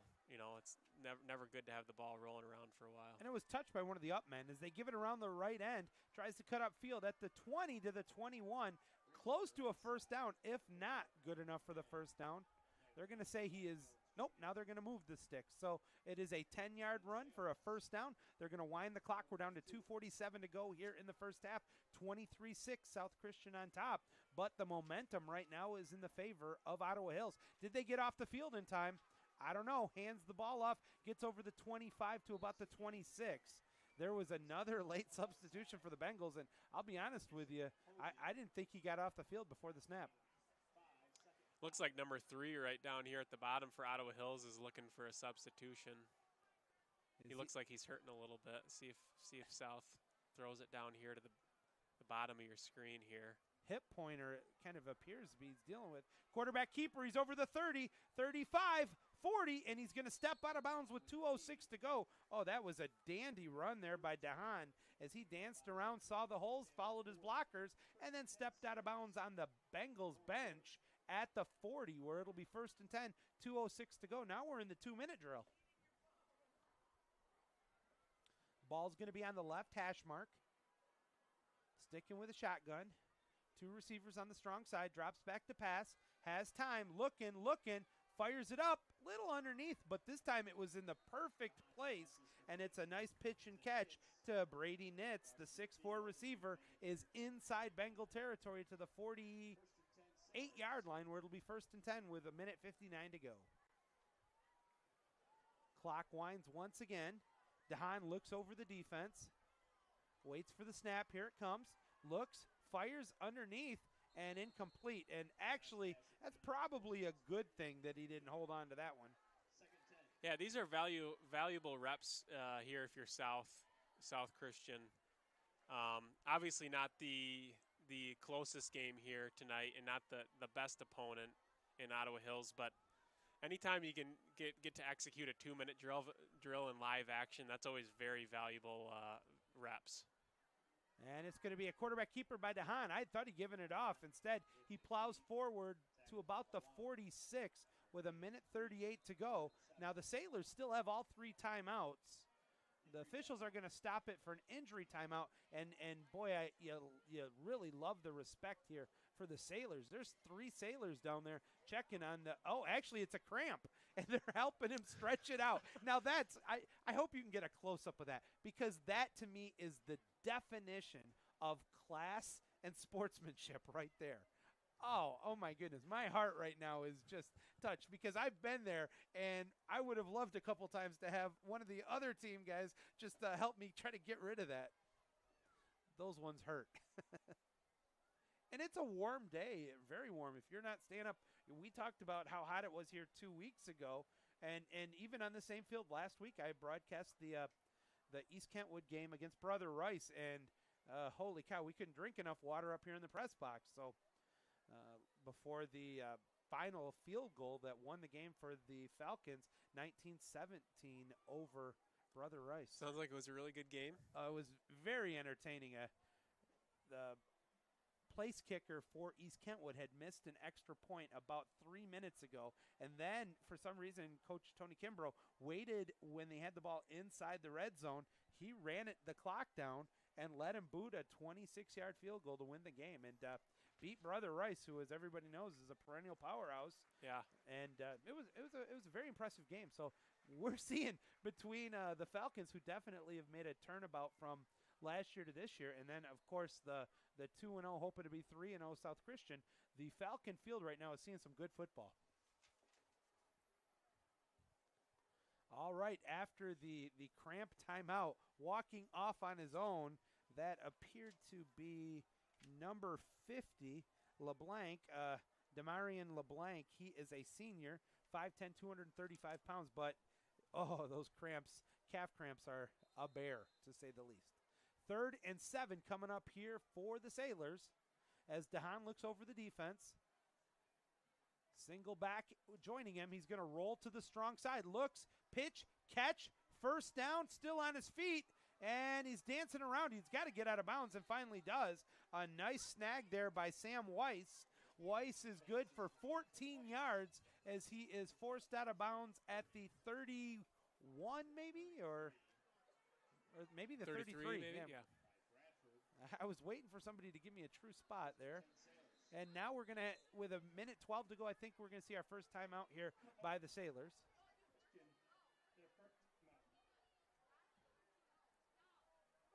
And it is a timeout. So with that one, that will allow me to remind everybody that we're talking about all the good football that's happening here at this stadium, on this field. But if you want to know all the happening of football, high school football here in West Michigan, you got to make sure you check out MichiganSportsRadio.com. Some of the most comprehensive coverage of prep football in the area is on our station, MichiganSportsRadio.com. You can go ahead and check out the standings of all the OK conferences. You got individual team pages. You got the top 10 rankings, the player of the week. There's so much action and so much information that's available for you. And as I said today, as I'm sitting in and filling in for my good friend, Bob Sack, I was able to go on Michigan Sports Radio and check out the first 2 games for South Christian to get myself a little bit more in touch with the kind of football we're going to see here. It's just a great website, and I encourage you to check it out, MichiganSportsRadio.com. All right, after the timeout, we're down to a minute 12 to go. 23-6, Sailors on top. They're driving. 1st and 10 from the Bengals 33. Out of the shotgun, DeHaan fakes the handoff, actually gives the ball off, trying to get around the right end. Not much work there, still dancing. Oh, he danced too much, and down he goes. That was the case of where every once in a while Nate Brinks tries to get too fancy, and it's going to force the Sailors to call another timeout. Yeah, that's one of those plays where you just want Nate to stick his foot in the ground and get upfield there and just get as much yardage as possible. It's always easy to say that, but especially when before he was dancing around and took it to the house. But in general, you normally want to stick with north and south instead of east and west. Yeah, you just beat me to the punch once again on that one. That's the difference between a good high school running back and somebody who's going to play on Saturdays. You can have the speed, you can have the vision, you can have the elusiveness, but sometimes you also have to be smart enough to know to put your head down, put your shoulders out, and plow forward to get what you can get and run, as it's sometimes called, run downhill. I wouldn't be surprised here if we see another one of those streaks down or a run pass option. We could see once again here for DeHaan. It's been a very successful play for the Sailors here today. Ball on the right hash mark, going left to right on your dial. Fakes the handoff, looking, throws it, got a man open, a perfect pass inside the 10, 1st and goal coming up here. The pass is complete to number 6, Seth Ritzma at the 9. That was good for 23 yards, and another Sailor first down with 55 seconds to go. Yeah, just a great throw there by Jake DeHaan. Put it only where Seth could go get it, and just great catch, too, knowing that he was going to get hit right after he caught it. Tries to get around the left end. That's Brinks. He's at the 5, 4, 3, still on his feet. How did he do it this time? He showed the power and the elusiveness. He gets into the end zone. That is good for the touchdown. Yeah, just like we talked about just a minute ago, there he started to go kind of sideways, and it was kind of an outside running play, but at some point he stuck his foot in the ground, headed towards the end zone, and just plowed right through and got in there. That was as good of as fine of an 8-yard touchdown run as you're going to see. So number 8 goes 8 yards to make it 29-6 Sailors with a point after pending. And he doesn't get to go too far as he's got to get ready to knock this extra point through. Snap is down. The kick is up. It's end over end. It splits the upright, folks, and with 39 seconds remaining in the first half, it's back to a 24-point advantage for South Christian. They're up over the Bengals 30-6. Do you like the answer there, John? I do, yeah. It was Jake DeHaan was very confident in that drive, made a lot of great throws. Great, again, sometimes it's hard to overlook, but just a great job by the offensive line there for South Christian, just giving him all sorts of time. I feel like he hasn't really been pressured much at all tonight, and just doing a great job up front. And then, he let your skill guys make plays. All right, well, not a lot of time left here for the Bengals, but the one thing we talked about is their ability to take that one big play. So you're going to definitely look to see if Brinks can kick this one into the end zone once again and force Ottawa Hills to start from their 20.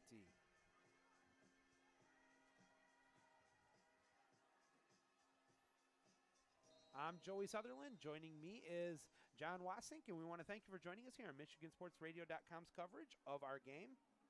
Tim Chenoweth is providing us stats, and Todd Schrotenboer is our executive producer and exceptional camera operator we have running here today.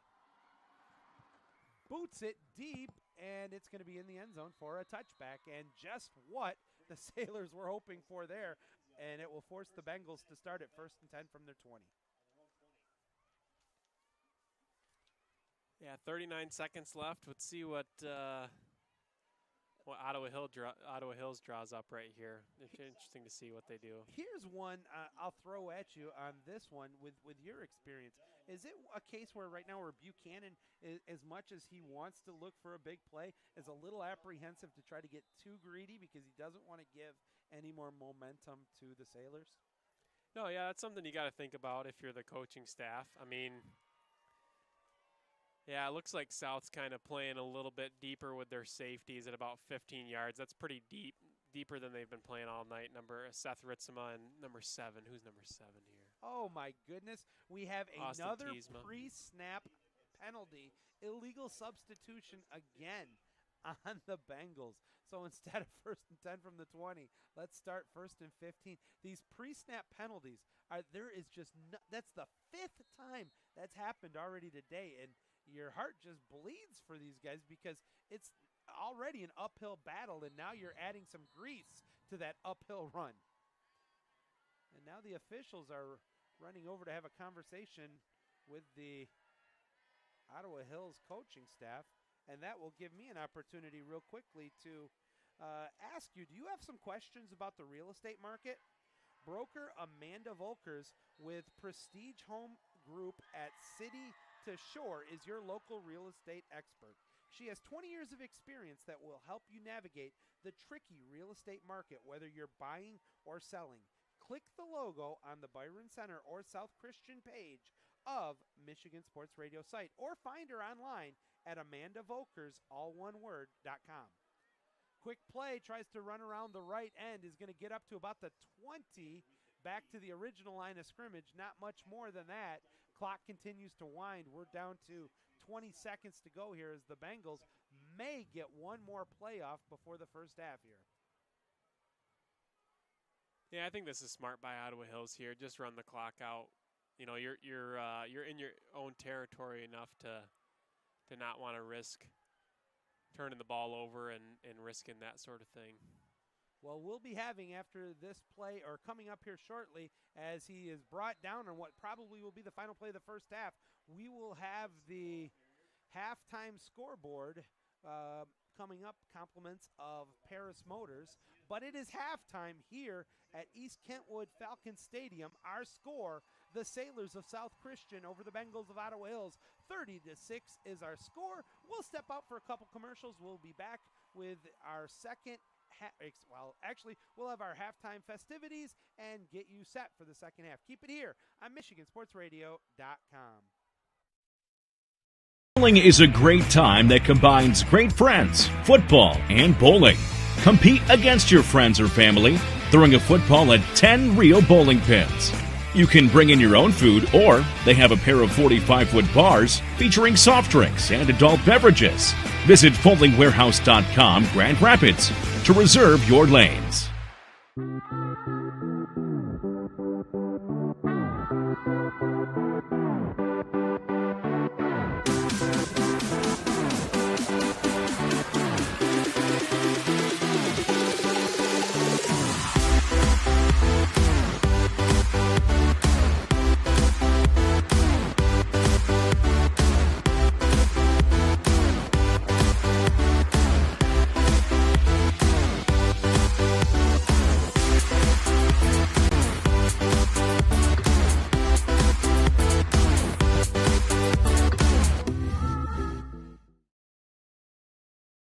Call it a sense of purpose, a higher calling. At Dean Transportation, we call it our passion. It's simply who we are. 60 years of pioneering the best health and safety standards because safe student transportation is essential. We are hard-working folks, connecting children to learning, schools to our communities, and you to a better career. Want to make Michigan a better place? We'll put you in the driver's seat. Join the Dean family today and help to connect our kids to brighter futures. Cornerstone University. The professors are very open to helping whenever they can. Academic excellence, character-driven athletics, Christ-centered community involvement. Cornerstone has been a great opportunity for me to grow as a leader, just being able to approach people and be warm and welcoming and hospitable. Experience it for yourself. Attend a Golden Eagle Day at Cornerstone for a taste of campus life and the chance to meet faculty and staff. To arrange a visit for your high school junior or senior, go to cornerstone.edu. Cornerstone University. Build a life that matters.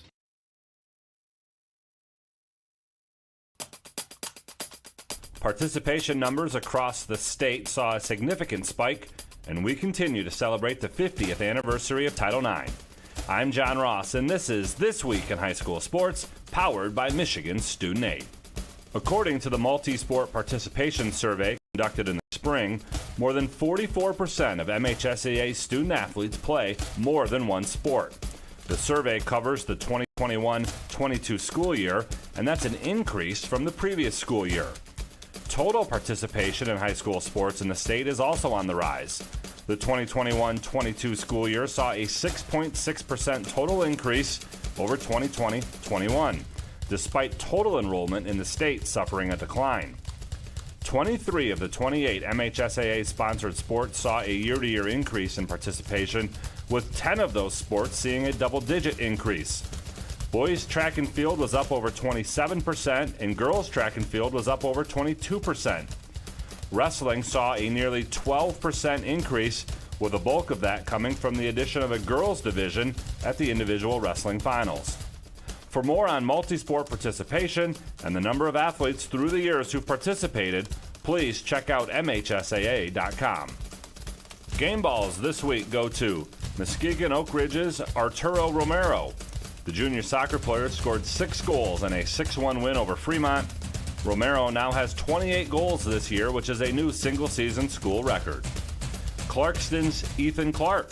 The senior running back ran for 206 yards and 4 touchdowns in a 62-56 win over Southfield A&T. And to Ludington junior Emma McKinley.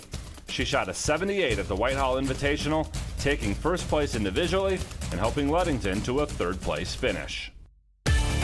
Need money for college? You need My Student Aid.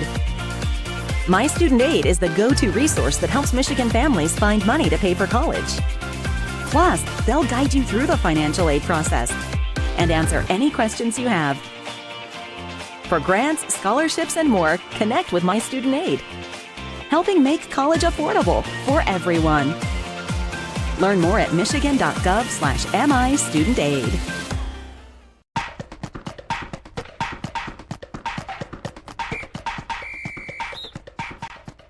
Our weekly Be the Referee feature takes a look at the fine art of officiating with the MHSAA's Sam Davis. In volleyball, a rules modification that came about during COVID has been instated as a permanent change with overwhelming support from coaches and officials. Previously, teams would switch sides after each set, sometimes creating a traffic jam as players and coaches move benches from side to side. Unless there's a clear competitive advantage, there's no switching now. Coaches like having a dedicated home bench, and the improved pace of the match. Things that would necessitate team switching would be less serving room on one end of the court, a window on one side with the sun shining in, or an overhead obstruction on one end. It's up to the official to determine if an advantage exists and if teams will switch at the end of each set, or stay at the same side for the entirety of the match. Thanks, Sam. You can be a referee. Just go to MHSAA.com now to register. On June 23, 1972, Title IX was signed into law. In the 50 years since, millions of girls have participated in an MHSAA-sponsored sport, and that number continues to grow every year. We've celebrated their numerous contributions and achievements in a variety of ways this past year, and will continue to do so leading up to the 25th Annual Women in Sports Leadership Conference in October. Today, we highlight Paige Miller. Miller graduated from Paw Paw, where she excelled in both competitive cheer and track and field. She made the Division III All-State team in competitive cheer, helping Paw Paw to a second straight runner-up finish. Miller is continuing in both cheer and track and field while studying psychology at Trine University. And I've had some experiences because with my cheer team, we would do tumble clinics or clinics to help build up the younger programs, and then I'll be out at the grocery store, and one of the little girls from the tumble clinic will come up and be like, "Oh my gosh, you're a Paw Paw cheerleader. I love everything you guys do. You guys are so cool. I want to be you guys when I grow up." And it's an amazing feeling to be someone that somebody looks up to. For more information on the WISL conference or for previous Title IX at 50 spotlights, please check out MHSAA.com. You've been listening to This Week in High School Sports, powered by Michigan Student Aid, a production of the MHSAA Network. Thanks for joining us. I'm John Ross, and we'll see you next week.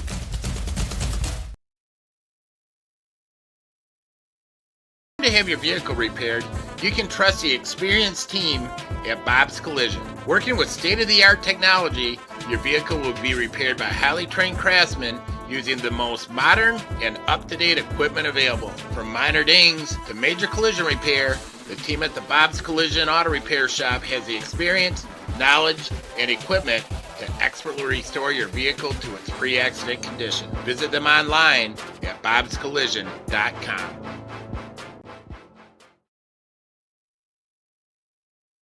Have the right insurance agent handling all your insurance needs is one of the most secure feelings you can have. Farm Bureau Insurance Agent Pete Quacklar of the Quacklar Insurance Agency will be there for you to bring you peace of mind and to help you and your family through the toughest times of your life. As one of his insureds, you will receive fast, fair, honest, and personal treatment. Please contact Agent Pete Quacklar from the South Christian High School's class of 1988, 616-583-8300, or find him on southchristiansports.com. The Quacklar Insurance Agency celebrating 29 years of service with Farm Bureau Insurance. For 85 years, Sobey Company has been a premier commercial construction contractor specializing in everything from walls and ceilings to floors and insulation. We have been part of almost every large commercial construction project in West Michigan, including the newly constructed South Christian High School, Byron Center Christian renovations, and 2 expansion projects at Dutton Christian. Our skilled and talented craftsmen can make any interior dream you have on a construction project a reality. Go Sailors!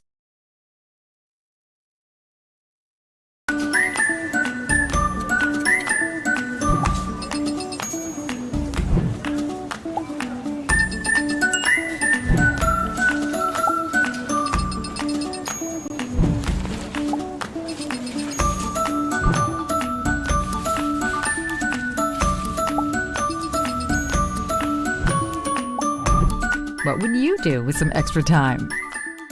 Shop Fastlane today. Somebody once said life moves pretty fast, and that's exactly how we like it. Want to build something? Great.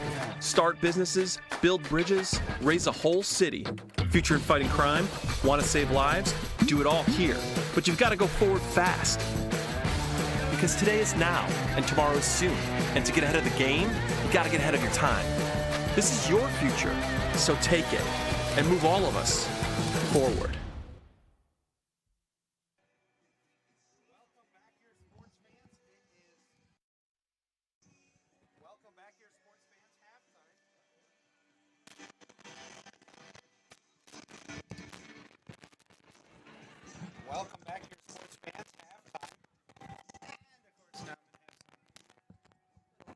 here with my audio here.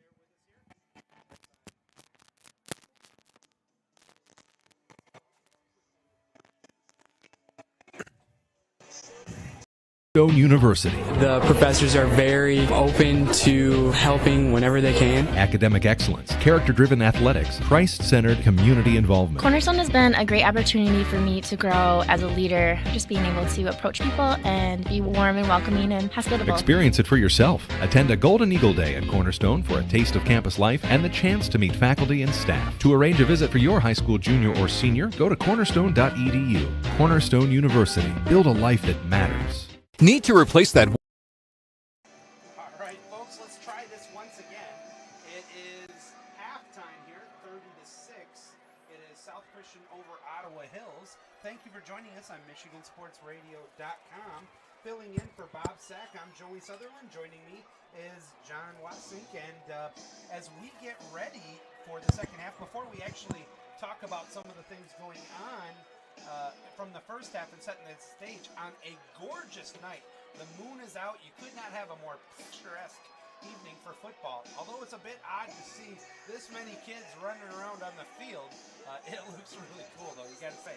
But with that, John, there's some pretty good football going on around West Michigan right now. You got any scores of note? Yeah, here's a few scoring updates from West Michigan.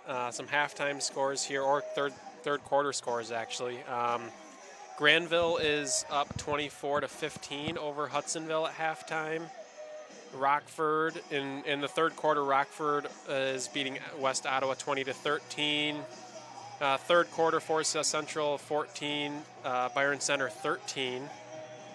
Halftime of Grand Rapids Christian, Forest Hills Northern is tied at 7. And we got another OK Gold matchup. We got Cedar Springs is beating Catholic Central in the third quarter, 14-6. So yeah, there's some updates there for you. Just so many good games going on in West Michigan every week. Well, I got to tell you, one of the things that's standing out for me in that game is the Rockford game against West Ottawa. West Ottawa with that new field. That's interesting. They're hanging tight against a Rockford team that's really played well to start the season. Yeah, no question. I know. Rockford beat East Grand Rapids pretty good the first week. So yeah, Rockford's got a good squad, and yeah, that seems like a pretty tight game there in the third quarter. So some good football around West Michigan here today, and boy, we're going into some crazy college football, and as we talked about, pro football. So our first weekend of a crazy weekend of what's going up in football. But let's talk about crazy that we've had here today in the first half. This is a game that is pretty much been mostly all Sailors, but not exactly the game that we expected. I'm sure Coach Brown is going to have a lot to talk to the boys about at halftime of this game. Yeah, no question. I mean, definitely not as sharp as you would like if you're South Christian. A lot of things to clean up, but you know that's always the case. And let's see what kind of attitude and what kind of fire South comes out with in the second half. You know, you always want to be on the tip-top of your game. And kind of like I mentioned before the game, sometimes it would almost be better if you turned the scoreboard off and just tried to play as good as you can at all times. You know, my college coach used to say that in college. He always used to say he wished he could just cover up the scoreboard and just take it one play at a time, one moment at a time, because that's really when you're at your best, is when you're focusing on each and every play and you're not worried about the score or anything else that's going on. So let's see if South can do that in the second half and really put it on them. Well, that is the Paris Motors halftime score update, and look at the first half of our game here today. A couple of things as we go into the second half. One of the things I expect is, well, you know, and you talked about this, and this I find a real fascinating. It was not a great first half by any stretch of the imagination for Jake DeHaan. But yet, if you look at his stats, take away the 2 interceptions, and it actually doesn't look that bad. Yeah, no doubt. I mean, 10 for 15, 200 yards passing in the first half. I mean, that's a lot of yards, and that's a good percentage throwing the ball. That's about as good as you're going to get for a high school quarterback. Really, any level quarterback. 10 for 15 is really good. Yeah, but like you said, you know, those 2 interceptions. If you take those out, that's a really good game. But unfortunately, as a quarterback, if you do a couple things wrong, it's not good. So I know Jake DeHaan will probably be harder on himself than any of us could be, and that's the kind of kid he is. So let's see how he comes out and plays in the second half. Now, this is just philosophical here. Are you a little surprised when it was already 16-zip going into the second quarter that the Sailors didn't stick with continuing the ground game?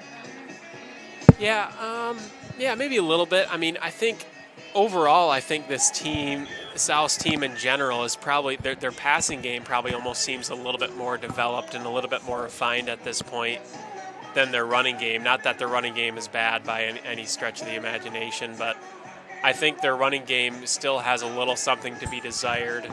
Because even Nate Brinks has 7 carries for 42 yards, but one of those runs was a spectacular run and not necessarily a great set-up running play by the offensive line and the receivers blocking. So it kind of goes back to what Coach Zach Blackwire was saying in the pregame, that he wants people to finish their blocks, and that's a big part of the run game. You got to hold your blocks for a while, and let's see if they can really get the running game going in the second half, because I'm assuming that South's going to want to run it a lot here. All right, now one area of a specialized area that hasn't been given enough credit by me today, and while we've picked a little bit, and I don't want to say picked on Nate Brinks, and we certainly haven't really picked on Jake DeHaan, but I think the offensive line has done a spectacular job. In fact, so has the defensive line.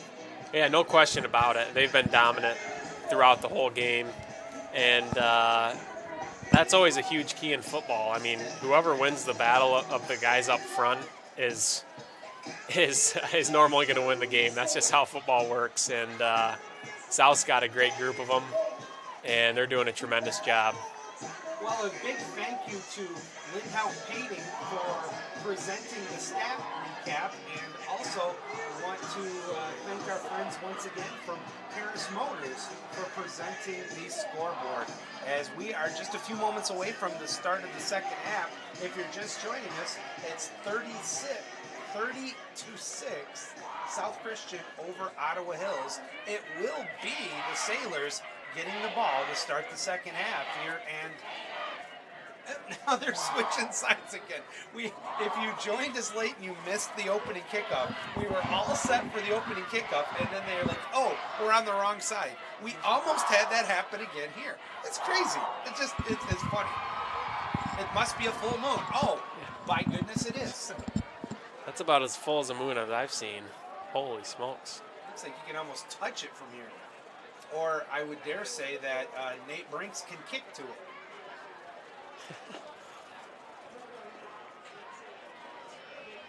And folks, I misspoke. I said the Sailors were getting the ball to start the second half. In fact, it is the Sailors kicking off to start the second half. The kick. Duke and George deep. Nate Brinks has it teed up at the 40. And he is getting set to boom it away. He does. And it will be actually returnable at the 1 over the 5th. No, not to the 15. He was over the 10, but brought down at the 13. Great coverage there by the Sailors on special teams once again. And the Bengals are going to start once again, 1st and 10 from their own 13-yard line. Yeah, if I was Ottawa Hills at halftime, I would say, hey, let's look at what worked in the first half. And one was getting the ball to that 250-pound running back in Camarion Gibson. I'd keep going back to him. I mean, he's a beast. He's tough to tackle. And then I'd also just take some shots to the receivers on the outside. I mean, give your athletes a chance to make a play. So let's see if they do those things. dropping back to pass, has time, and now he's going to tuck it and try to run. Gets around the end, and actually shoestring tackle brought down at the 23, just short of the first down, but a very, very good tackle there, and it will be second and 2. Actually stopped what could have been a huge gain. They're going to mark him 2 yards short of the first down. Yeah, great pursuit there by Jake Cashin, inside linebacker for South. I honestly thought that Buchanan was going to turn the edge there for Ottawa Hills, but Jake Cashin ran him down, and what a great play right there. All right, folks, I do apologize as we've had some technical snafus. It's called the Gremlins here on the equipment, and I'll continue to work these out. Bear with us here, folks, as the next play is going to be wrapped up for a big loss. Tackled in the backfield by Post. Loss of about 7. Loss of about 7 on the play is going to bring up a third down, and we're going to call it 3rd and 9 back at they're going to mark it actually at the 15-yard line there.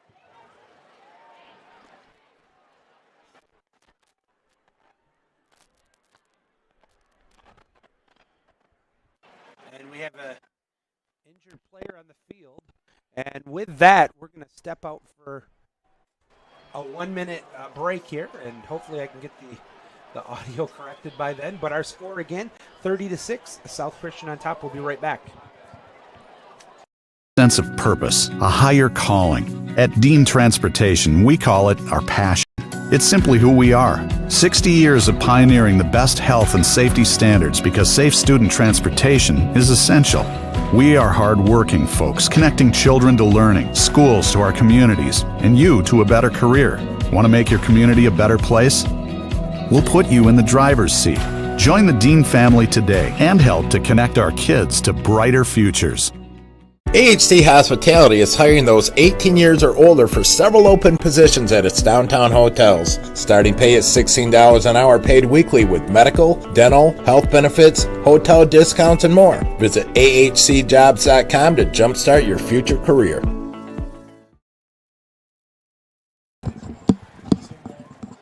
All right, we are back here, and hopefully we were able to fine-tune some of those issues that we were experiencing with the headsets here.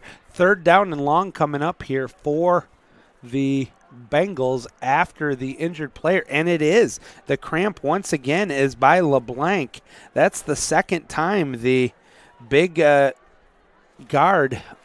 guard for the Bengals has gone down with that calf cramp, and boy, I feel for him, but he got back somehow, and now he's being helped off the field once again. 3rd down and long coming up here. Out of the pistol. Sailors showing blitz, but there's a whistle, and we have encroachment. And, I did not see anybody actually get into the neutral zone, but apparently the officials did, so they're going to mark off 5 yards. And that's the second time today that the South Christian defense has gotten a little excited and jumped into the neutral zone, giving 5 free yards to the Bengals.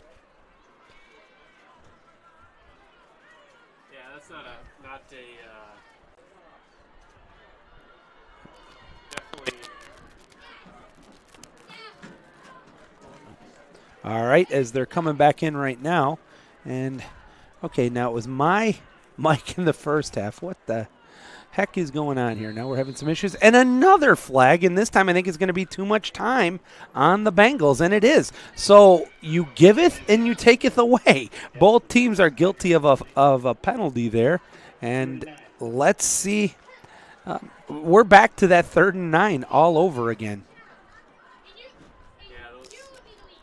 Go ahead and keep talking. We'll get it. Yeah. Those are the killer type of penalties there if you're Ottawa Hills. I mean, you just got to get from South and cut it from 3rd 9 to 3rd 4, and then you just go right back to 3rd 9. That's a killer. Gives the ball off. It's a short pass, a screen pass, going to be brought down for almost no gain. He was tackled in the field of play, and now it's going to be, actually they're going to give him 2 yards on the play. It's going to be 4th and 6 with 9:48 to go here in the 3rd quarter, and the Bengals are going to be forced to punt. Yeah, good start to the half if you're South Christian.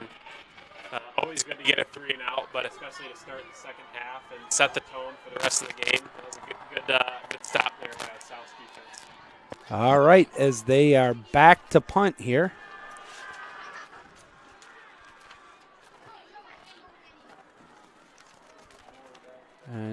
And again, the play clock down to 6. It's a fake. He's trying to get around the right end. He had a little bit of a room, but it closes quickly, and he's going to be short. Now, that is a very gutsy call by the Bengals. Coach Verley thought they saw something. He allowed him to try the fake, but the Sailors were ready for it. They stopped him 2 yards short, and they are going to be in the red zone to start this drive. Yeah, honestly, I don't mind that call, actually. I mean, right at this point in the game, you're down 24. Not much has been working the whole game. I think you just got to give it a go, you know. And really, it wasn't too far off from converting it. No, in fact, I thought he had it at first. All right, so now let's see what Jacob DeHaan can do. He's got the ball at the right hash mark. He's going to hand the ball off, cutting inside the 15. There's a late flag thrown. 10, 5, 4, 3, 2, 1, touchdown. But I think this one is coming back, and it is. Oh, my goodness, that's 2 good runs by Nate Brink that are going to be called back because of a hold. Holding penalty against the Sailors, 10-yard spot foul. As they are marking it off now. And again, it's a spot foul. So let's see how far they bring this one back. And they're going to bring it back to the 29-yard line. They need to get to the 11 for a first down. That is a really painful holding call. Breaking the huddle. Now a revamp here for DeHaan as he still has Brinks in the backfield with him. And he's going to give it to him straight up the middle. Big hole. 20, 15, still on his feet. First and goal at the 10, maybe to the 9. That is going to be a pickup of 19 on the play. A great run there. Nothing fancy between the tackles, and it's going to be first and goal coming up here for the Sailors. Little tempo action here. Handoff going around the left side. Inside the 5, 4, 3, 2, 1. Touchdown. That was number 23, Charlie Scher, the 965-pound junior, takes it and has a fine run into the end zone for the score. 2 of the best running plays South has had all night. And, I mean, that first one by Nate, the 19-yarder, what a great blocks up front there by the offensive line. And then great 8 or 9 yard touchdown run there by Charlie and stuck it in the end zone. That's a great couple of plays, especially after that penalty, that holding penalty. That was kind of a deflator. Responded well those next 2 plays. But, really you could say that Coach Brown had a lot of confidence in that offensive line to go right back to the running game. And really, truthfully, there was very little doubt who was winning that battle of the line of scrimmage there. Yeah, no question. You bring up a good point there. I think a lot of times this year so far, if they get into long situations like that, like a first or second and 18 or 19, I think they're typically probably pretty quick to pull the trigger on a pass play. But for the coaches to have the confidence in the running game to run a couple running plays in a row to get a first down and punch it in speaks volumes to how the running game is growing here in the second half. And that was one of those drives that you can't get a field goal. You got to get a touchdown because the Bengals really laid it all on the line. That was their last ditch effort there. They go for a fake punt on 4th down deep in their own territory. South Christian's able to stop them short of the first down. And then really, even after that holding penalty, they're still able to march it in and get the score. Yeah, recapping that scoring drive there. 2 plays, 21 yards. Only took 26 seconds. Like you said, after that fake punt stop there by South, left him with a short field, only had to go 21 yards. But, yeah, capped off by that Charlie Scher 9-yard touchdown run. Great response there by South coming out in the second half. Another booming kickoff there for the strong leg of Nate Brinks, the senior, 6 foot, 190 pounds. Now, the real question is, what's he going to do on Saturdays next year? Is he going to be kicking? Is he going to be a running back? Is he going to be both? You don't see very often. Sometimes you'll see quarterbacks be able to be a kicker, but not very often do you see. Okay. Yeah, no, that's a good question. I'm pretty sure. I actually, believe it or not, I grew up in the Brinks neighborhood. I grew up with Nate's 2 older brothers, actually, Blake and Ty Brinks. So I know the Brinks family well. I know Nate a little bit. I'm pretty sure he's hoping to kick in college. He's a good running back, but I think he has the most potential in the kicking game. So I think that's kind of what he's pursuing. I mean, even you just don't see punters who can, and place kickers who can get the ball that high, that long, and that deep. And that's just that. I mean, he's a rock solid running back. I could definitely see, although I think he has a potentially higher ceiling as a kicker. You see him maybe as a Big Ten player as a kicker, or more. Maybe a MAC player if he wants to running back, which he could do either, or he could still try to do both. He's got a bright future. I want to sign him as an agent. Here we go. Blitz showing coming up here on 2nd and long for the Bengals. Rolling, got a big hole. He's over the 25 to the 30. A block from behind, no call. Gets over to the 40 to about midfield. A great run there by Buchanan. There is a late flag. It was a 30-yard run, but let's see. The flag was thrown at about the 36, maybe the 37. I think it's going to be a block in the back around there, but let's see. It may not even be a first down now. Block in the back is, in fact, the call. So you can say what you like, whether you're a Sailor fan or a Bengal. They have been consistent with their calls here today, John. Yeah, no question. Yeah, right there, South brought the blitz inside, and that was one of the only times tonight that South has kind of lost contain there. Cam Post 55 was kind of the defensive end there, and he kind of lost contain. Typically, when you bring a blitz right up the middle, the defensive ends have a little bit more of contain responsibility because you're bringing guys right up the gut. They don't have to squeeze inside because they got guys in the middle. The Cam let Buchanan outside there, and they paid for it. Well, we talked about the gap control in the first half, and that was one of the few faux pas we've seen of it. Quick pitch and catch is incomplete, and it's going to be 3rd down and 4. That long run by Buchanan was negated because of the holding penalty. Now, they still were able to get a lot of yards out of it, but this is not where they want to be. This isn't exactly 3rd and long, but even 3rd and middle, 3rd and 4, long 4 here. They got to get to the 30. The ball right now is resting on the 26. And this, again, is where you've seen the Sailors pin their ears back and just attack. Not just the quarterback, but every offensive player on that field. Big 3rd down coming up here for the Bengals. Out of the pistol, drops back. Rolling. He wants to run. Nowhere to go. And now the ball. Did the ball come out? I think it did, and it is. It's Sailor ball. As they were tackling him, Buchanan tried to force it further, and the Sailors were able to knock it out and recover it. They're going to have it 1st and 10 from their 21-yard line of Ottawa Hills. Holy cow, what a spectacular defensive play there by South Christian. Yeah, great response there by Cam Post. The same guy that kind of let Buchanan outside on that long running play. On that scramble. That was the same guy that right there kept contained that time on Buchanan and sacked him and then forced the fumble. And now South's in a great position to score another touchdown. That might be in contention for the Bob's Collision hit of the game. That was a great play. As the first play offensively is a handoff. It's going to go up to about the 15-yard line. I believe once again that was Sure running the ball, and it was a gain of 6 on the play to the 15. 2nd and 4. Tempo once again here for the Sailors.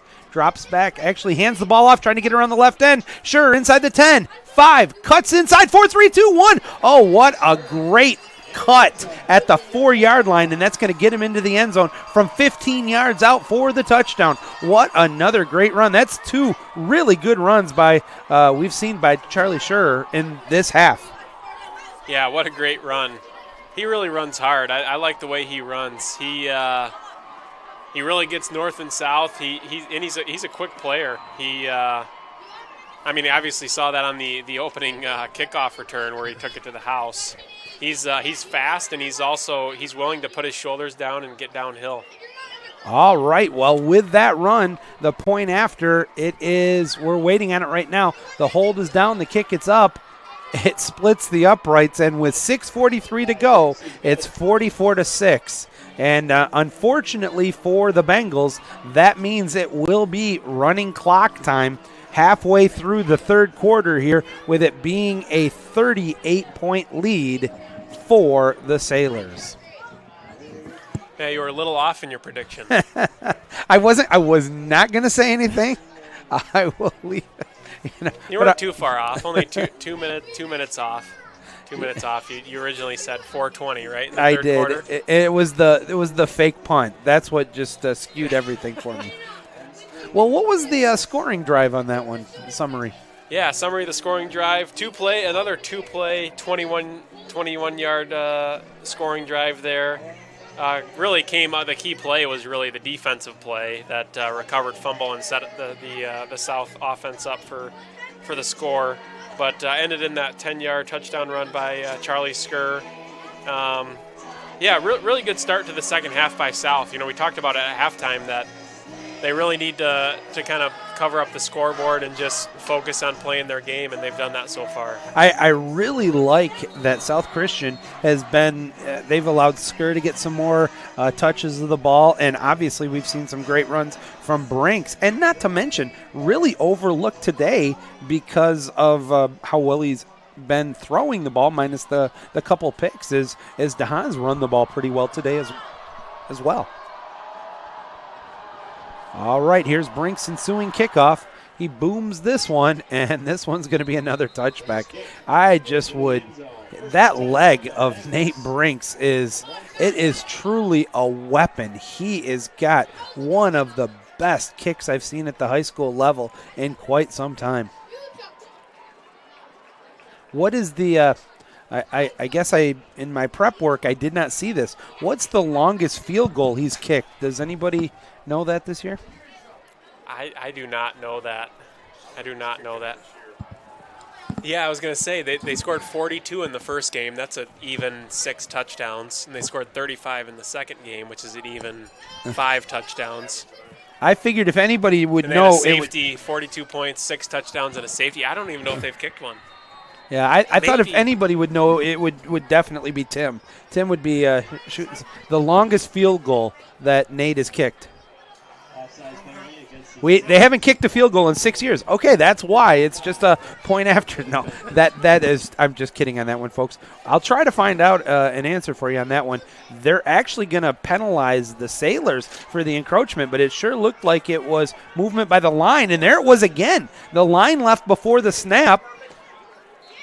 And it's going to be a first down and another misdirection there. But I got to tell you, this is some weird actions going on. We've seen the last one was called on the Sailors for encroachment, or actually neutral zone violation there. And then on that one, you could definitely see both the guard and the tackle on the left side moved before the snap.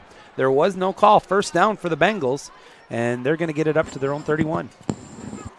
Yeah, valuable reps here for South's second stringers here on the defense. Looks like they mostly have second stringers in the game, if I'm not mistaken. Big hole! Wow, powerful running, dropping the helmet down and just going straight up the middle. Yeah, that was a pickup of 14 yards on the play and another first down for the Bengals. He's a physical player. He's a beast. I would just keep handing him the ball if I was Ottawa Hills. Kamarian Gibson is his name, and the senior, 6'1", 250. He's got the body of a fullback, but the speed of a tailback. And here we go once again, and they're just going to continue to give him. He's rumbling, bumbling, spinning, turning, and he's going to be good for another 10, maybe 11 yards and another first down. So he and the Bengals are essentially double dog daring this second team defense right now for the Sailors to stop the big Gibson.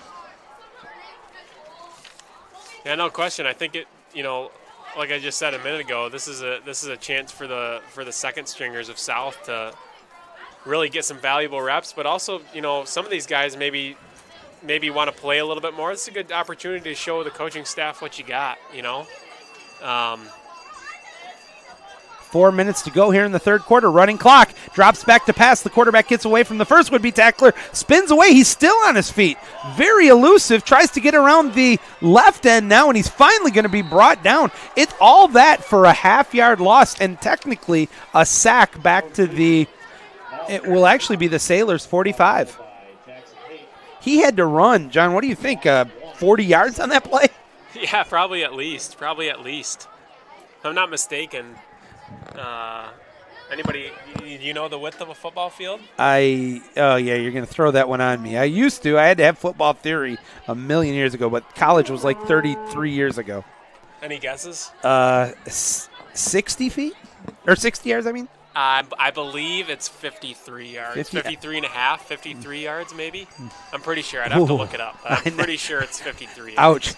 Ouch. Well, at least I'm glad I didn't butcher it that bad here.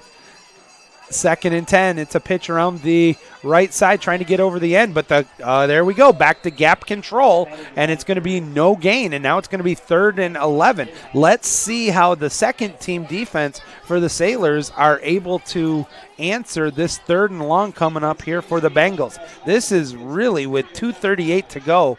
The Bengals can stop the running clock if they're able to score here, but you can see the Sailors have no intention of letting them have a free pass into the end zone. Yeah, no question. I mean, and this is what you want to see if you're Coach Brown. You want to see your second stringers give all they have and do their best to stop Ottawa Hill's offense. See what happens here on this 3rd and long. Out of the pistol, drops back to pass. Pressure coming, gets away, throws it up deep down the field, and it is incomplete.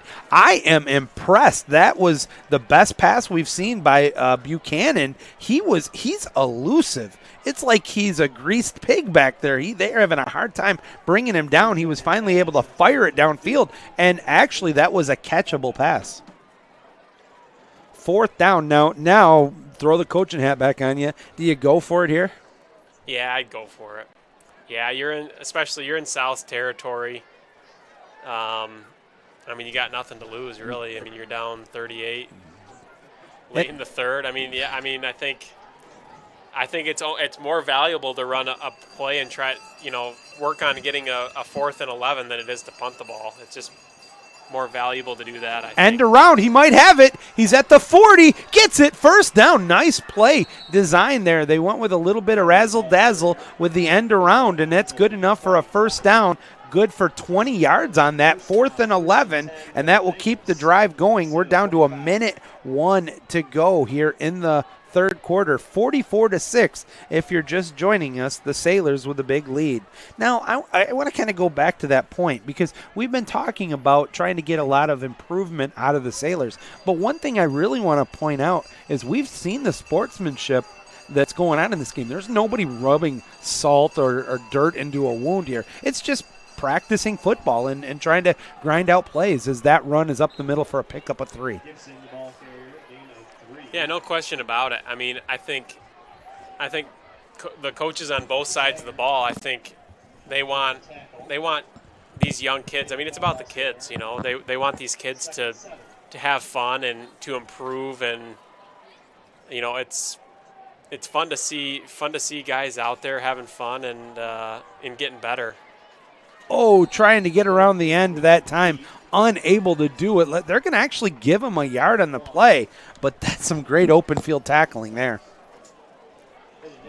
3rd down, we're going to call it 6 with the ball at the 21-yard line, and that's going to be actually the final play of the 3rd quarter. We're going to step out here and get caught up on a couple commercials. We'll have the 4th quarter coming up for you when we return. You're watching Sailor football exclusively on MichiganSportsRadio.com. We'll be back.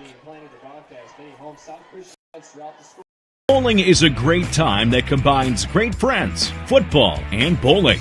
Compete against your friends or family, throwing a football at 10 real bowling pins. You can bring in your own food, or they have a pair of 45-foot bars featuring soft drinks and adult beverages.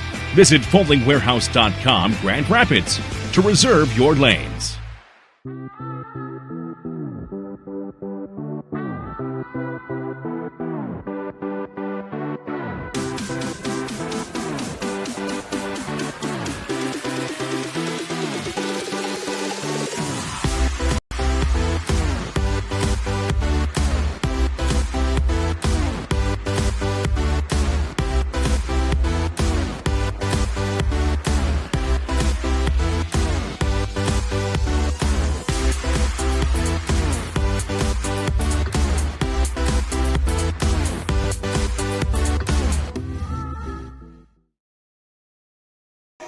As we return here to Falcon Stadium on the campus of East Kentwood High School, it is South Christian over the Bengals of Ottawa Hills. 44-6 is our score.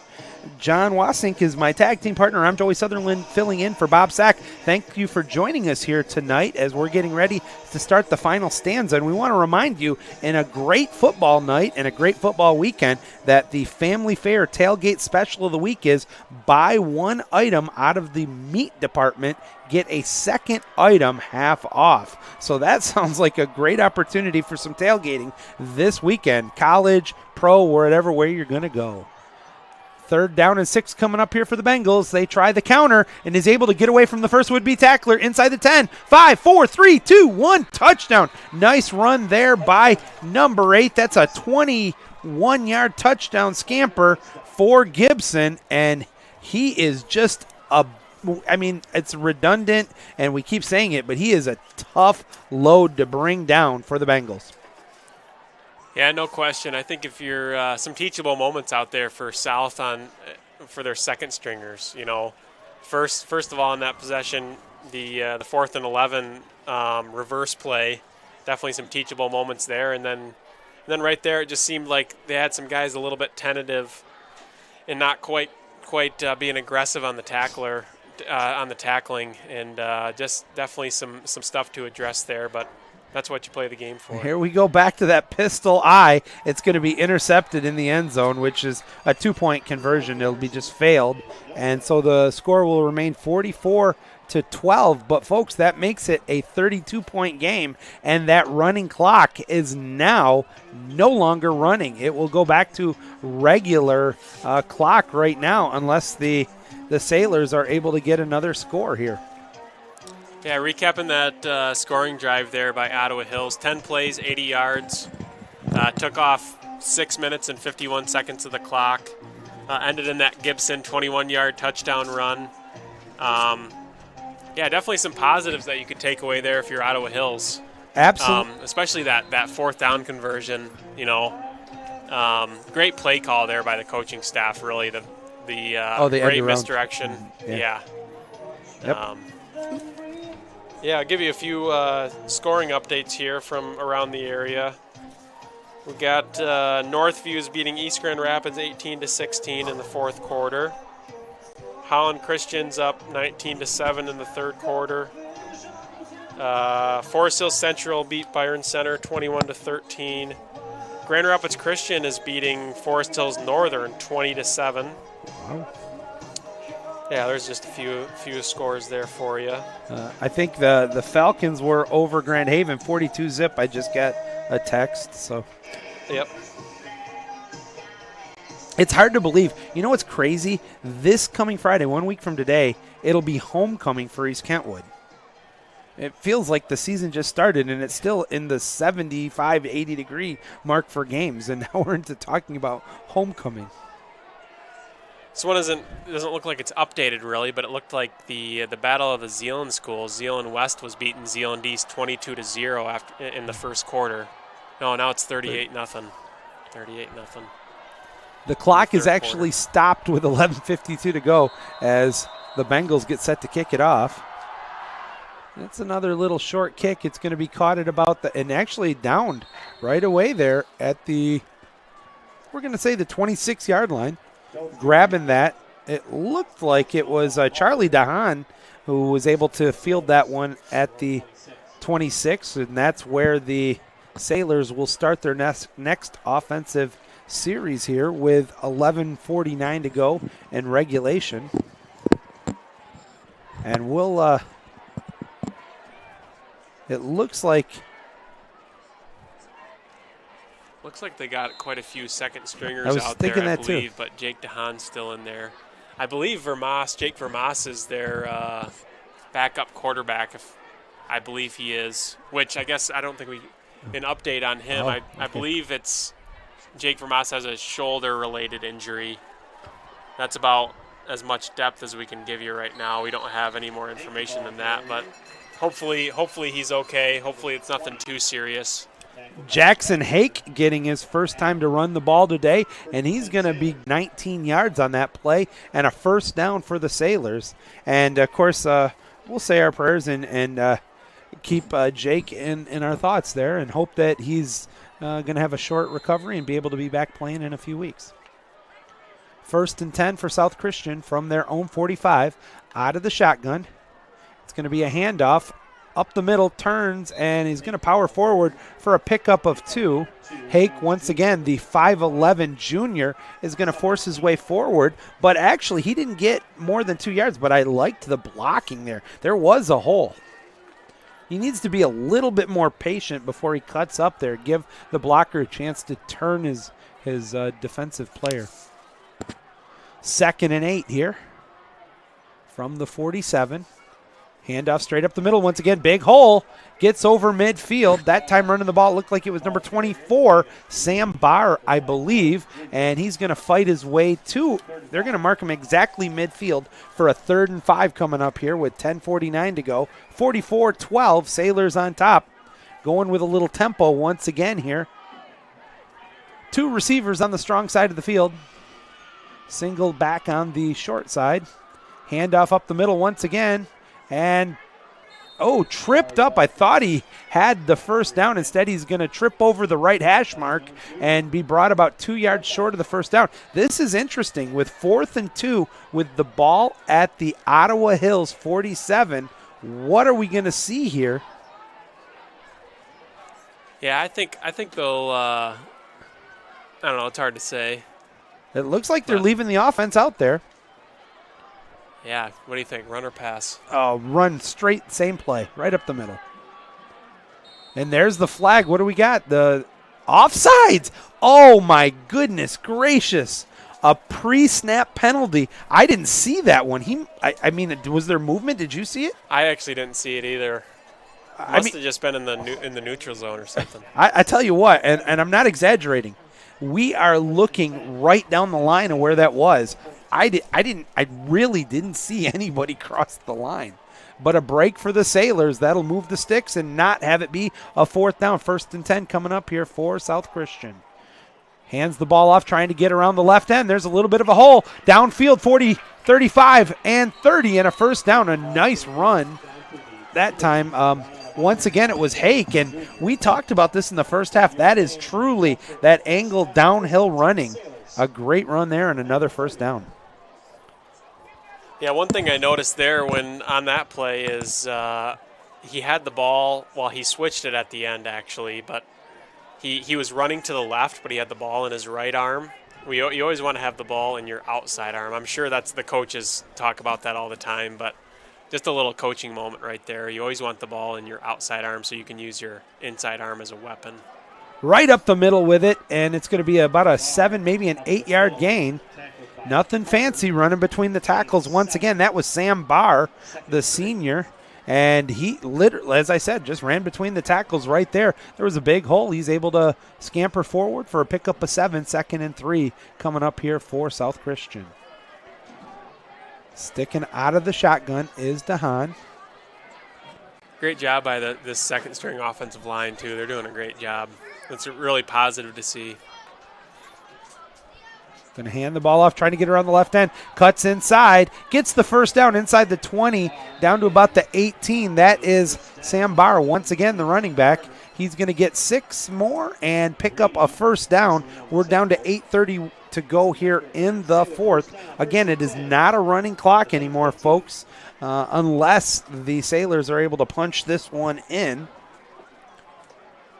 but very methodical, well done drive. And this is just being going to what's being offered. You know, they're not trying to poke the bear, if you will. They are literally just doing their thing, letting the offensive line set up the blocks and the running backs to find the holes. Straight up the middle once again, little counter tray inside the 15, bumbles forward, and they're going to mark him at the 12. A pickup of 7 on the play. Initially by Cyrus and Posey. Did you catch who ran that one? 6. Okay, it was Hake who was running. So I couldn't see the number on that one, but it was Jackson Hake back into the lineup, picking up that gain of 6.5 on the play. Second and a short 4. Sticking with the pistol. Nice drive here by the Sailors. Ball on the left hash mark, going right to left on your dial. Straight up the middle. Cuts inside. He's at the 10. 5, 4, 3, 2, 1. Touchdown number 4. Jackson Hake. He is going to scamper in from 12 yards out, and it's another Sailor touchdown. South Christian now on top 50-12 with 7:12 to go in the point after pending. A spectacular fourth quarter drive by a majority of the second and third string offensive players there for South Christian.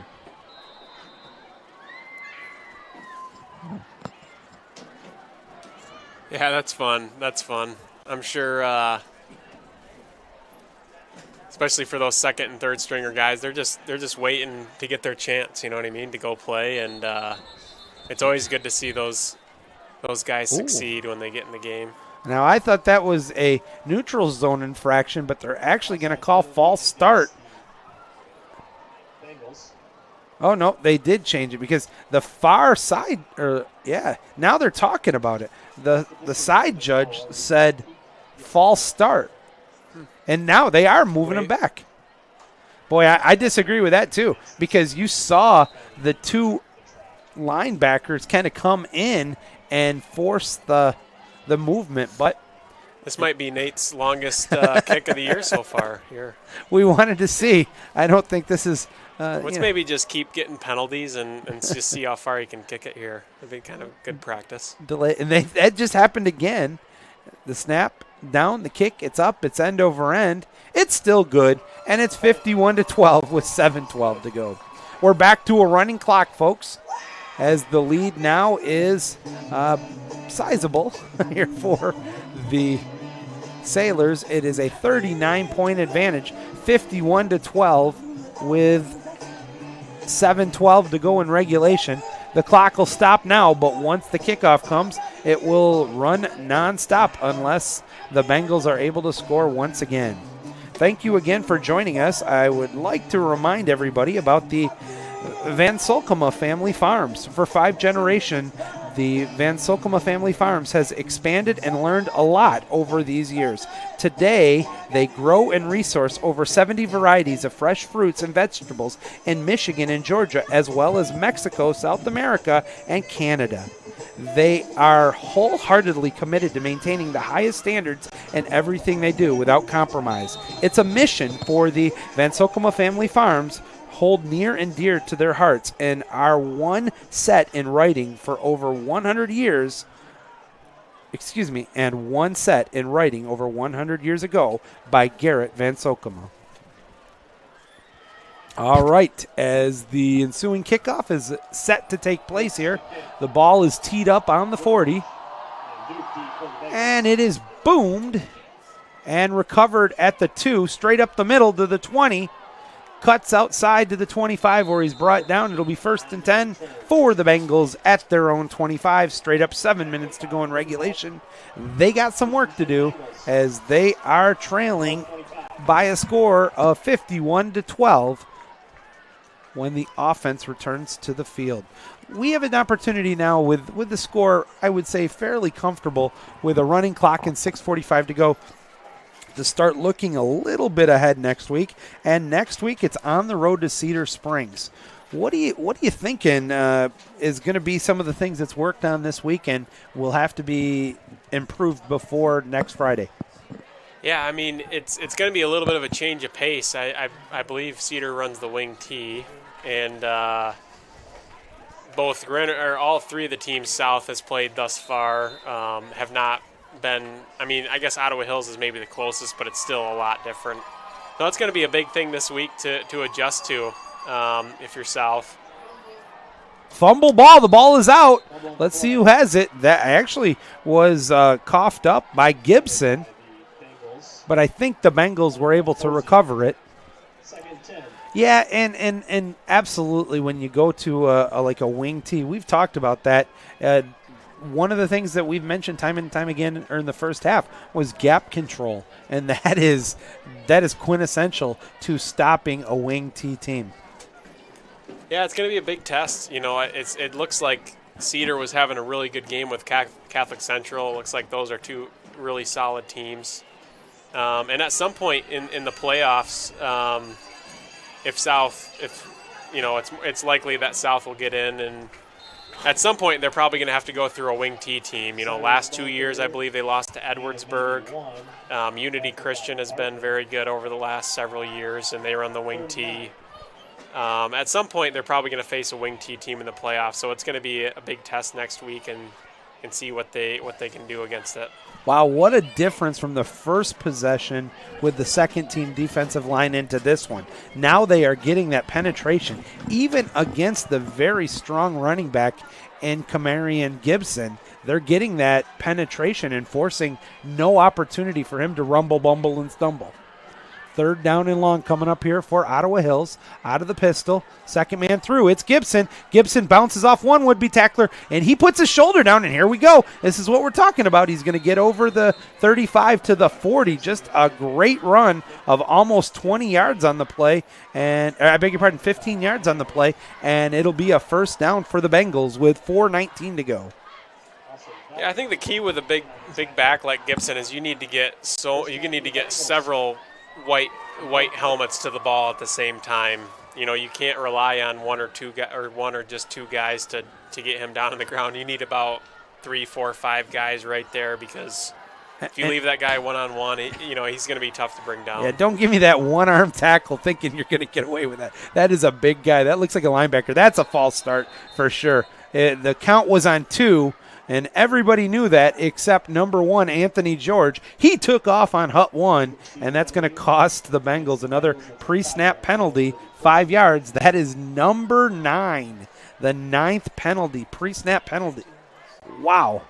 That is just way, way too many penalties, and that's something for the Bengals. They're going to have to get this corrected, and when you are playing so much Ironman football and you have almost no bench, you can't afford to make mistakes and give up yards. Dropping back to pass, 1st and 15, throws it deep, down to coverage. It is tipped and incomplete. That was odd because there was some holding and grabbing going on both ways.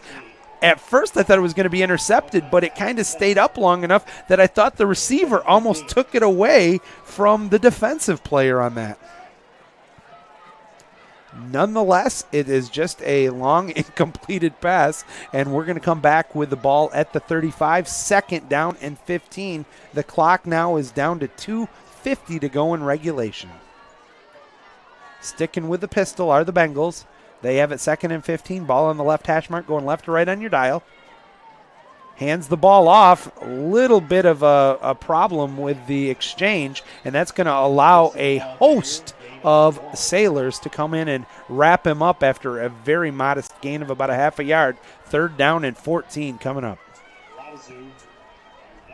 Lots of substitutions checking in and out of the lineup here defensively for South Christian. Yeah, Gibson, a little stat line on Camarian Gibson so far tonight. He's got 13 carries for 112 yards and a touchdown. I tell you what, if you're an Ottawa Hills fan, that's something to at least say, okay, hey, in some of the games that we have later this year, that kind of play will really factor into the final result. Don't take anything away from it. He's doing it against a very good South Christian defense, but if he's playing a team more to their level, it could be entertaining. Trying to get around the end. It's a little stiff arm, and there's going to be a face mask, and it might be offensive. The ball carrier there was Anthony George. Down to 100 seconds to go. They have stopped the clock temporarily because of an injured player. And they're calling the face mask on the Sailors. But folks, I'll have to look at it. Maybe I saw it wrong, but the face mask I saw was the other way. The offensive player actually grabbed the face mask of the defender. The official just did not have the sight on that one. A huge break for Ottawa Hills. That'll mark them into Sailors territory. 1st and 10, the ball at the 47. Sticking with the pistol. Drops back to pass. Pressure coming. Gets away. And now he throws it up for grabs. And, oh, what an interception! Coming out of nowhere at the 30. He's still on his feet. Brought down at the 36. That was number 9, I believe. James Vander Ark, who gets the pick. And I tell you, you will not see a better interception. He was able to undercut the receiver, come out of nowhere and almost fingertip catch that one and return it for a first down for the Sailors. Wow, what a pretty interception there. We're down to 54 seconds to go here, and you're going to see victory formation if they even have to snap it, with some injured Bengals late to get off the field, and owing to the fact they're playing Iron Man football. 17 on the play clock. Takes the snap, takes the knee. No better feeling in the world for a quarterback, is there, than victory formation. Take a knee, and this game, folks, is going to be over. Yes, it is still procedurally 25 ticks remaining on the clock, but I can tell you for sure our final score tonight will be South Christian 51, Ottawa Hills 12. That will move the Sailors to 3-0 on the campaign, but more importantly, 1-0 in the OK Gold. And a lot of things that need to be worked on, John, truthfully, but it's a lot of positives too when this game's over. No question about it. I mean, it's regardless of the opponent, it's always good to get a win, and it's good to be 3-0. That's never a bad way to start the season, and there's no better way to learn and grow than doing it after a win. It's always better doing it after a win than after a loss. Well, we'll be back with the Van Sokema Family Farms postgame show after this word. You are watching exclusive coverage of South Christian and their impressive victory over Ottawa Hills, 51-12. We'll be back. Keep it here on MichiganSportsRadio.com. Hello, West Michigan sports fans. I am Mark Kimball. I'm president of the Grand Rapids Sports Hall of Fame. This is our 50th year, and in our 50th year, we like to sit around and chat about all the great things that have happened in the world of sports in our community. I need your help in helping me remember which of those athletes, teams, and events were the most important or the most fun for you to participate in.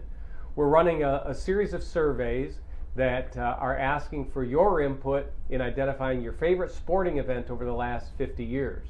Some of my favorite events were the very first Whitecaps game or the very first Hoops game. What were your favorite events? And then I like to think about who are the best athletes that we've seen in the last 50 years, both from a female and a male perspective. And finally, tell me who your favorite team is and what they accomplished over the last 50 years. I look forward to hearing from you on your favorite sports memories.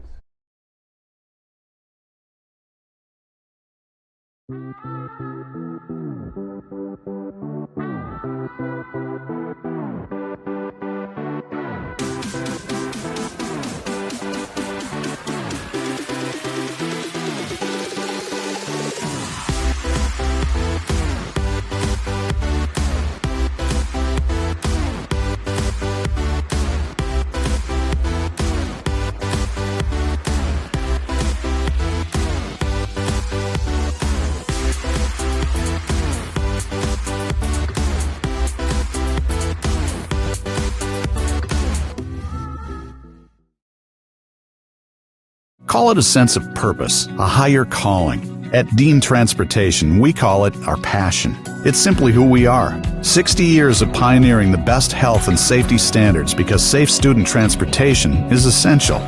We are hard-working folks, connecting children to learning, schools to our communities, and you to a better career. Want to make Michigan a better place? We'll put you in the driver's seat. Join the Dean family today and help to connect our kids to brighter futures. 51-12 is our final score. An impressive victory today for the Sailors of South Christian as they improved to 3-0 on the campaign and 1-0 in the first conference game of the season. Want to quick remind you a couple of thank yous. Thank you to the Michigan Sports Academy. If you want to sign up for some clinics, make sure you check out michigansportsacademies.com. Also, if you're going to check out a website, go for two. Do the GRSHOF. That's the Grand Rapids Sports Hall of Fame. It's their 50th anniversary, and they want you to participate. Finally, the Family Fair Tailgate Special of the Week. Buy one meat item, get a second meat item half off. So that's a great opportunity there that I would love to get. But now it's time for us to proceed into the Van Solkema Family Farms post-game show. And I tell you, we get to start off with the scoring summaries. And in this one, it did not take long for the Sailors to show the domination they were going to have in this game. It took a whopping 12 seconds, and I think that's because the person holding the clock forgot to hit stop. It was an 86-yard touchdown return on the opening kickoff, and that was compliments of Charlie Skur. He was able to take the opening kickoff on the right hash mark at the 14-yard line, kind of ran to the left. There was a hole the size of a pickup truck could go through, and he was able to scamper in, and with a point after, it was 7-zip. It stayed that way until they were able to get a safety. The safety was kind of compliments of Ottawa Hills. The snap over the head of the punter goes out of bounds. He did a heads-up play, kicking it the rest of the way that made it 9-zip. Stayed that way for about another 50 seconds. A three-play, 53-yard drive that was capped off on a 15-yard run by Brinks. A great run there by Nate Brinks. That was his first touchdown with 8:34 to go in the first quarter. With the point after, it was 16-zip. Next up, it was we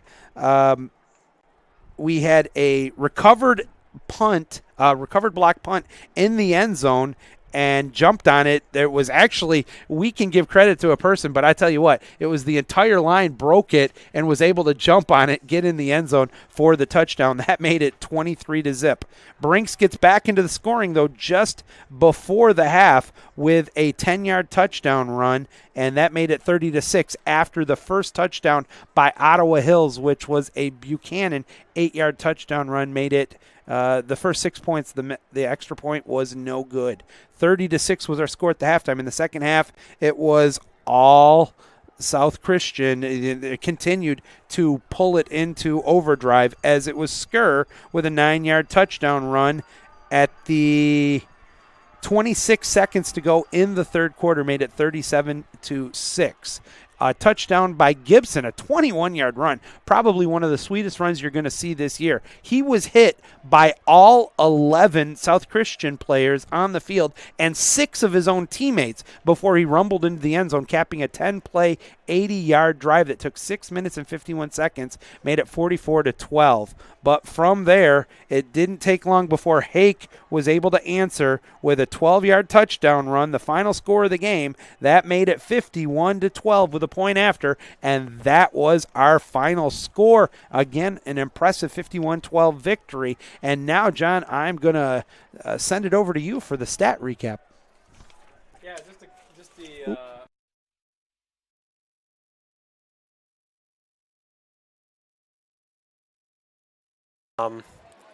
yeah, a couple of things that stick out on the stat sheet for tonight. Clear edge for South in the passing yard category. They had 200, and Ottawa Hills only had 22. It's definitely clear that Ottawa Hills is more of a running team. I think South coaches would probably not necessarily be super pleased with how many rushing yards they gave up, but it was really only a couple plays. You know, Ottawa Hills had that 60-yard run. Gibson had one 60-yard run, I believe, and then they had a couple other 20-yarders. But yeah, overall, a great performance by South. I mean, Nate Brinks, 8 carries for 61 yards and 2 touchdowns. DeHaan, it looks like, I don't think he didn't even throw a pass in the second half. He threw 15 in the first half, completed 10 of them for 200 yards, two interceptions, no touchdowns. Yeah, just an overall dominating performance by South Christian, and but like we said, lots of areas to clean up as well. Well, one area that doesn't need to be cleaned up is going to be the play of the offensive line, and after careful consideration and a tough conversation, we decided that the player of the game is actually going to go to the first, second, and third string members of the offensive line for the Sailors today. Yeah, I mean, football, I seem like I probably mention it every week, but football is almost always won at the line of scrimmage, and those big boys up front are crucial to the game. And they normally don't get enough love, and they don't, their names don't get mentioned at all, hardly at all, but they're so important to the game. And yeah, I mean, South tonight, their first and second and third string offensive lines just pushed people around and made this game pretty easy for the backs. All right, well, now we get into our final comments and closing comments for today. What is the number one thing you think they got to work on going into the future? Yeah, I think it's really pretty game specific for next week. The wing tee, you're not going to be able to carry over a lot of your defensive schemes from the first 3 weeks to next week. So defensively, I think this next week it's about getting prepared for the wing tee, getting all your keys lined up and all your gaps covered against the wing tee. And then offensively, I think they just got to keep developing the run game and then just try to limit the turnovers as well. I think Jake's a terrific player, but in some of these big games coming up, you got to limit the mistakes as much as you can. So I think going forward, those are kind of the keys for next week and beyond for South. All right, well, that's going to just about do it. We want to remind everybody that tonight's broadcast is sponsored in part by River Ridge Dentistry, Lindhout Painting, and the Boulder Plumbing. Also, we remind everybody to check out MichiganSportsRadio.com for all your scores, schedules, standings, and recaps. Once again, it was a good night for the Sailors. They go on to a 51-12 victory over the Bengals. For my tag team partner, John Wassing, and filling in for Bob Sack, I'm Joey Sutherland. A big thank you to Tim Shenneworth and, of course, my producer and director, Todd Schrotenboer, for bringing the action to you tonight. It's been a pleasure. Until next week, where you will see us exclusively on MichiganSportsRadio.com, an impressive Sailors victory, 51-12. Until next time, thanks for watching, everybody. God bless, and have a good evening.